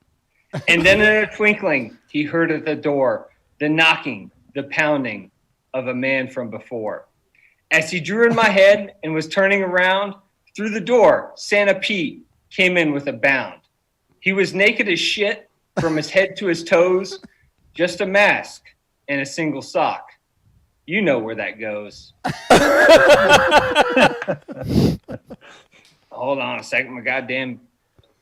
A bundle of flambos he had hung on his back, filled with lures and cranks and those elusive flatworm packs. His eyes, how they twinkled. His dimples, how merry. His ass cheeks were like roses. His balls, so hairy. A life before COVID he did not know. With the beard on his chin was as white as the snow. The stump of a Cinco he held tight in his teeth. Thank God for that sock covering his dick like a sheath. He had a rugged old face and a little round belly that shook when he laughed like a tub of smelly jelly. He was chubby and plump, a good feller of a guy, never reading his notes, not even a try. A wink of his eye and a nod of his head soon gave Ike the fear that would become dread. He spoke not a word, but went straight to the couch. He knew right away he couldn't get rid of this slouch.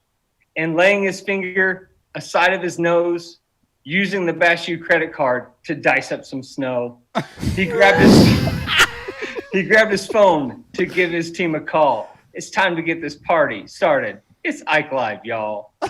But I heard him explain as he partied all night, I'm Pete Glusack, bitches. I'm back for the night. Oh my God. Yeah. Wow. Wow. Big kitty smile right now. All right, Dave. The first thing I want to say is that was a good version, and it was much longer than yours, Dave. Yours was less than half of that length of that one. Well, Dave's probably used to being less than half of me. I would quote Thomas Paine, but I know that retard doesn't even know who he is. But brevity is the soul of wit, fool. Dave, I'll give you some of my advanced degrees. You can wipe your ass with them. In real life, these guys are best friends. They're actually twins. They are twins. They are. What's funny is Dave really reminds me of my dad. My dad's pretty weird and likes plants and all that weird shit like that. So Dave actually really reminds me of my dad. So you're Dave's son. I guess. Dad? Father? Is that you? Dad? Is that you, Dad? That was good, dude. Dude, that was good. That was really good, Thank man. Yeah, that was great. That was great. Thank you for that, man. And Braz. Yeah, and you know what's funny is, I guess let me take my gay hat off. Sorry, not gay.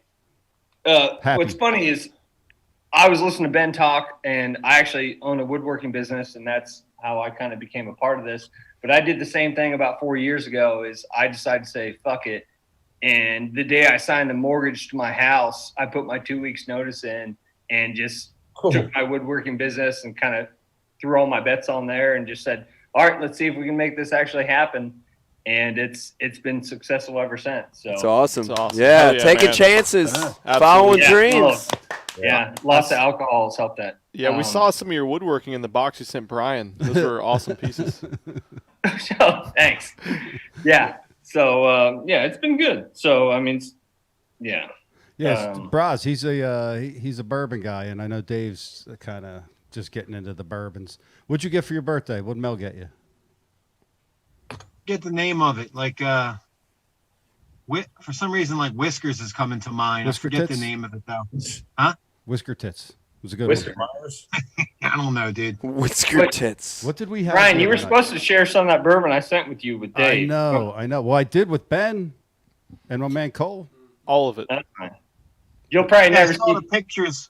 Hey Ben, that's a tale of two worlds, right? You hang out with Mike. You're hanging out in this palatial castle. Brian's got you in his goddamn Model T garage with no heat, drinking over a boat. Goddamn right.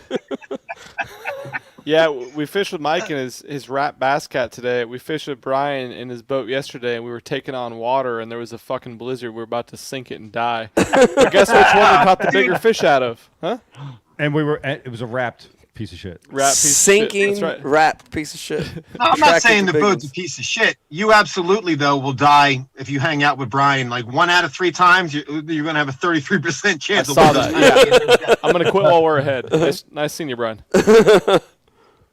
Brian, can we tell them about the podcast we're doing together, since you love producing podcasts and want as many as possible? Yeah, sure. Well, tell me.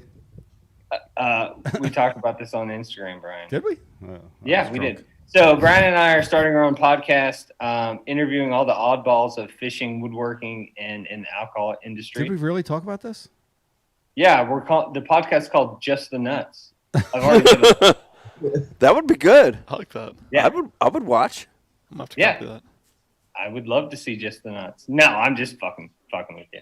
But Pat Renwick's been texting me, and I'm one of those guys that listen. I'm made up with podcasts and things. Do you guys listen to Pat Renwick and Stray Cast? Yeah. We love Pat. Yeah. I love Pat too, but like when I first started listening to Pat, it was like jerking off. It took me 3 or 4 times to figure it out before I finally knew it was good stuff.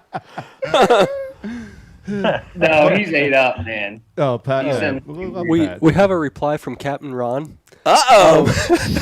He says, tell that gay boy with the Elton John hat on that he looks like he sits down to pee when he drinks his wine. Wow. Hey, speaking of that, Elton John is the most famous individual that has purchased product of mine. So, wow. Elton. Sir Elton. Is that true, dude, or is that just an awesome comeback? Yeah, that was an incredible comeback. No, either way, I'm it's amazing. I'm 100% true that I have a replica in my basement. Elton John has a bunch of Elton John's got my wood. Dude. Wow. That's in fantastic, which way? man. Elton John loves his wood. That's amazing. He came through in Louisville on his farewell tour, and then did another farewell tour, so it didn't really work. But no, so I made him this big piece and to like contain all the letters that everyone wrote him, and so yeah, it's either that or he threw it over the fucking bridge and it's in the Ohio River right now. Yeah. As he was pulling away. Yeah, as he was pulling away. Braz, I don't want to keep you much longer, bro. I know you're on the clock. Yeah, I got to Did you roll. get fired from this? Potentially. No, I'm punched off, man. I know how to make sure I don't get in trouble. So I got a question. My friend is a UPS pilot, and they named a day after him. Is there ever going to be a Dave Prosnick Day for UPS? No, man. I'm invisible here, dude. I don't even know anyone's names.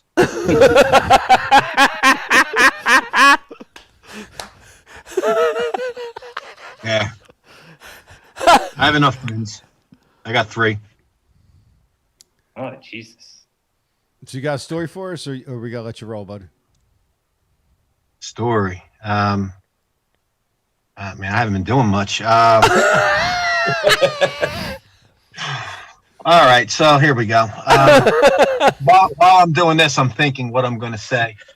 So I have a lot of time to think. And unfortunately, dude, and this is you younger guys listening, you're eventually going to get over 40 and you're not going to have much testosterone running through your body, right? So, you reflect on things. And I'm on this like really downward trend of always reflecting on negative things. And something popped into my head that I know you're going to find funny. So this is going back. This is going back to when I'm about, 13 years old. I lived in these apartments in Runnymede. And I had Brian, I had Mike and Tom, and they were my friends that didn't live in the apartments. And then I had my apartment friends. They were all black guys.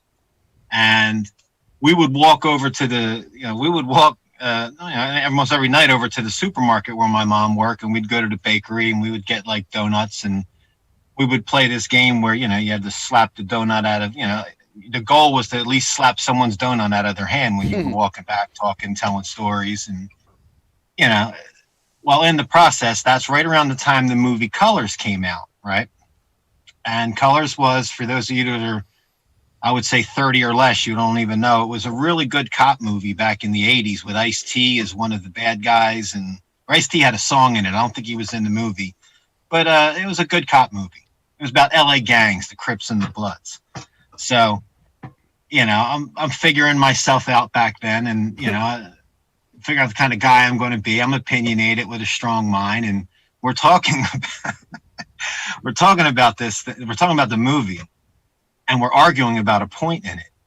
And like being a know-it-all, being Polish, I said to this one dude, Jason, I'm like, dude, how do I know more about being black than you do? And they started dying. But like, as I reflect on it, they weren't like laughing at, they were like totally dying at like what now is called white privilege. Like that I thought I knew more about being black than they did. And I didn't laugh with them. I got mad and I started like doubling down and debating it, like to the point where they couldn't even breathe. It was so ridiculous. And I thought of that the other day and I was cringing thinking about it, man. But that's a story. That was like Tuesday's story. The only thing I got from that story was, would you slap my long john out of my hand? Hold on. I didn't hear you. What'd you say? I said, the only thing I got from that story was, would you slap my long john out from my hand? Long John's a donut. I don't know if they have those in Jersey. What? Nah, dude, nah. Boston cream's a big thing around here. Oh, Long John's are like just long donuts with chocolate on chocolate or vanilla sprinkled. That's a chocolate eclair, bro. Come on. No, it ain't filled. It's a Long John, dude. So it's a long donut that's got, but there's nothing in it. Yeah, they have filled ones, but it's just like a long donut with like cream and icing on top. But there's nothing in it. Not an eclair. I know eclairs. Oh yeah. I know Boston cream. I have an ex-wife from Boston, so I know that. Do you really? Oh yeah, that was my first Ashley. I'm on my second Ashley. But yeah. All right. Well, that's about a wrap for Ike Live tonight. Anybody else exhausted? Ben? Let's keep it going. I got to drive to New York. After hours. Let's go. Yeah, enjoy that New drive. York. Bryce just gassed. New York. Pete looks dead. Me? He looks like he's been smoking weed. No. No, not since. I appreciate the positivity in your Christmas Carol. I know. I did like it. Me. I liked it. You know, I was ready for you to start hating on me. You know, like Dave. He's gone. He's gone now. I'm waiting for that time when you come back in studio and you guys give a big hug to each other. I know it'll be 2 or 3 years, but I really look forward to that. Man, too long. You could hug through a bubble. Bubble hug. Bubble hug? Yeah. Bubble hug. All right. I like it. Yo, that new riff, man, that was amazing. Oh, thanks. Yeah, no problem. It's a new brewery here in northern Kentucky. But yeah, like John Cruz, you're probably not listening, but if you ever check your DMs, Nah, the hell with him, dude. Send it to me. Screw Johnny. John's naked. Ben's ready for a bottle. That was dynamite, dude. So good, man. Oh my God, that was Good stuff. Yeah, it was good. Yeah, Ben, if you ever want anything from Kentucky, just hit me up. And I'll send you some shit. Yeah, slip in my DMs. Not like because the John Hunter joke fell flat as shit. I don't think I heard the end of it. That's the problem. But I appreciate you. Oh, yeah. Luke Duncan thought it was funny. You didn't. It's fine. Michael? Yes. Rich. Yo. Facebook, like it, share. Let's roll. Oh, yeah. Got one. Got the world famous Ike Live gift bag in my hands. I hope everyone over on Facebook tonight participated in the like and share. It is time, Riz, to pick the winner. That is right. Tonight's Facebook like and share winner is Andy Irwin from Sioux City, Iowa. Andy Yes, Sioux City. Hour from me. Wow. Andy Irwin, congratulations. You're the winner. In fact, I think you might get this before Christmas if we can get a Kate or somebody who's left in the office now that everybody. Hopefully you can get this with everything that's going on with Corona. You're gonna have to we'll try to get this to you before the You're holidays. gonna have to come to New Jersey to pick it up. We'll just take it home with us. Yeah, take it home with you. It's only an hour. We'll have you guys ship it when you get back. That'd be awesome. Be great. This is like my worst first date ever. This is awkward. Like I'm going to ask you to come inside. You're not going to come Let's keep it inside. going. Come on. Keep it going. Keep it going. It seems awkward, but Ronnie Kelly says this is the best Ike Live ever. Oh, look at that. Hell yeah, man. Hey, Hells to the yeahs. But dude, can I give you guys a new game to play? My favorite game to play is if you don't follow Taku Itu on Instagram, click his translation after his post and try to figure out what the fuck he's saying. It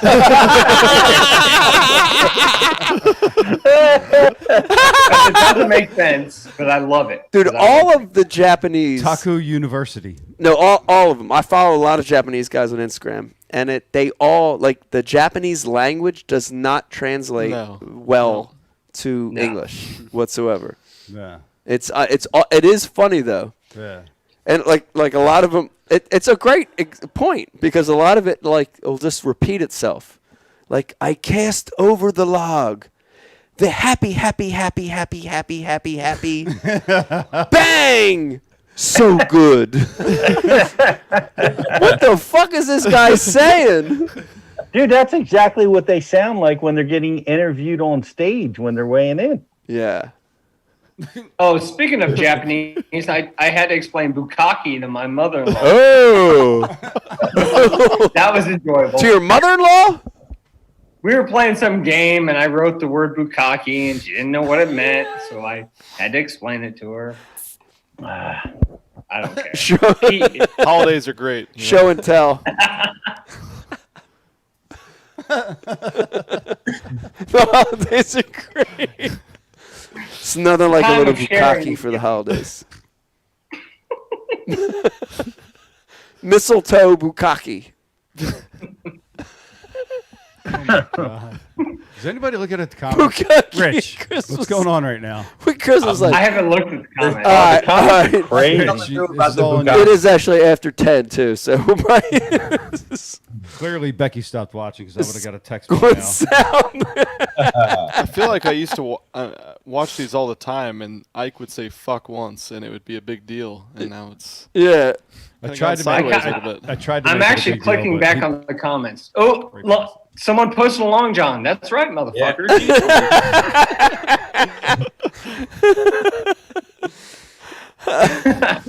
It's awesome. Lord have mercy. Remove that tank top, Epic Eric. I'll do anything for you. Oh no! Hold on, wait a second. What's going on? What is even happening right now? Whose show is this? Go ahead, Sure man. is. Take it away. Better rip. Just let it be quiet. Yeah, that's The sign of a good show. Dead air. Go ahead. It's all you. All right, and go. Is he a statue? Nope, he's on. It's live. It's frozen, I think. Come on, Walt Disney. Take it away.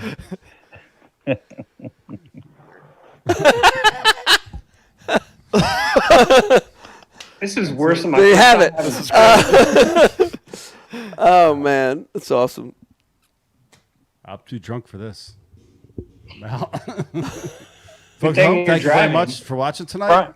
Brian, out do you to- have like 4 more guests that come on tonight? No, I have no more guests. No, zero. But we do want to thank everybody that came on tonight, Bri. Damn We have right we we've do. had a long list That's right. of people on tonight. Yeah. Can you We had- recite the entire list that We we've had?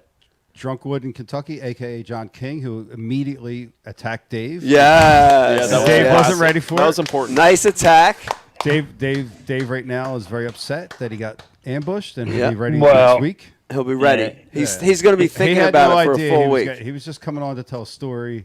He got ambushed. He had his glasses on. He's working. He's driving. Panicking. I'm gonna get yelled at for that. Okay. Who else do we have on tonight, We Bri? got Ben. Yes. Studio guest. Yes, Ben. Thank you for coming on tonight. Always the most important is the in studio, and our man Cole. Cole. Dr. Small. Dr. Snow. Cole. Uncle Ronnie. Uncle Ronnie, And- Zach Kinnart. And Zach Kennard. Zach, Ronnie. Yes. Also, of course, we can't forget about Rizzo and Pete. Thank you for joining us for this amazing show tonight. And fun to be here. And we want to thank everybody for watching tonight. It was a really good show. Ben, thank you. I've been thanking you every day, but I want to thank you again on the show here. Thanks for coming all this way to hang out, fish a little bit, and do these silly shows that we do. BU and Ike Live. You were able to sit in for 2 of them, so can't thank you enough, dude. Heading to the airport tomorrow, we're going to get one last little hurrah in. We are. Try to go out with a bang. I can't thank you enough, Cole. Thanks for hanging with us for a couple days. Brian, what do you got? What time you flying out? 3:15. 3:15. Yeah. I just get some hours on the water. Yeah. We'll be fish good. till about noon. Dude, I'm leaving here. Should be good. I got to run home and grab rods because I didn't have enough time to do that before coming here tonight. 'Cause Yeah. it was last minute. And then straight up to Conshohocken, jump in Wow. with Travis, Nice. and he's going to drive 6 hours up to New York. Wow. Yeah. Sounds I terrible. can't imagine that fishing's fun. any good up there right now. Unless you cast. Man, it's got to be awesome up there, Mike. What? Smallmouth, cold water. No. Got to be crazy good. I'll let you Can know. I ask a No. question Take the Binsky. that we didn't bring up? Can we talk about the head of the MLF not going with a Ranger boat anymore and going with a, what do you go with? Camus Nexus? Really? Wait. What do you mean? This is news to me. Who was that? What happened? Who? Oh, Boyd. There was news that Boyd is not like running. What's he running? A Nexus or a Camus? Not a Ranger. Really? Well, that's funny because they Yeah, told us last year that we couldn't work with those 2 boat brands. That's interesting. Who's the dude from California with the mustache? Littner. Littner just made a post that he left Stratus and went to Nexus. Vex. Vexus. It's all the same. Sexus. Nexus. Huh. And then Luke Duncan in his podcast talked about Boyd switching over, and so yeah, they've kind of made posts about they're leaving the Ranger boat deal. Wow. Money Especially talks since it's and the Bass Pro Tour. So. lawyers lie. Huh. And Boyd, Yeah. Lawyers and Boyd. full of shit. Yeah, so that's kind of the new news that people are talking about. Interesting. Well, cool. Well, I do want to thank everybody again for tuning in. It was a great show. Got a new Christmas special coming up next Saturday, December 19th. We'll fill you in on social posts in the next couple days on Yeah. who we got coming on. Drunkwood, John. I'm sure Dave will be spending the next week thinking nothing about Yes. anything but you. Yes. So, in all fairness, he had no idea you were coming after him tonight. He has glasses on and his hat. So, Hat. yes, take it away, Mike. Hat. It was a great show. Had a lot of fun. Want to thank everybody for tuning in. We'll see you next week at the Christmas special on Ike Live. There you have it. Good night, everybody. Bye. Bye. Who's that? The Facts of Fishing Show, hosted by nationally known guide, fishing instructor, tournament angler, and tackle manufacturer Al Lindner. Each week, Al will act as your guide and reveal to you the many secrets, tricks, and new in-depth methods to help you fill your stringer on your own favorite lakes. He won't be flying into the Arctic Circle nor chopping his way into a southern swamp.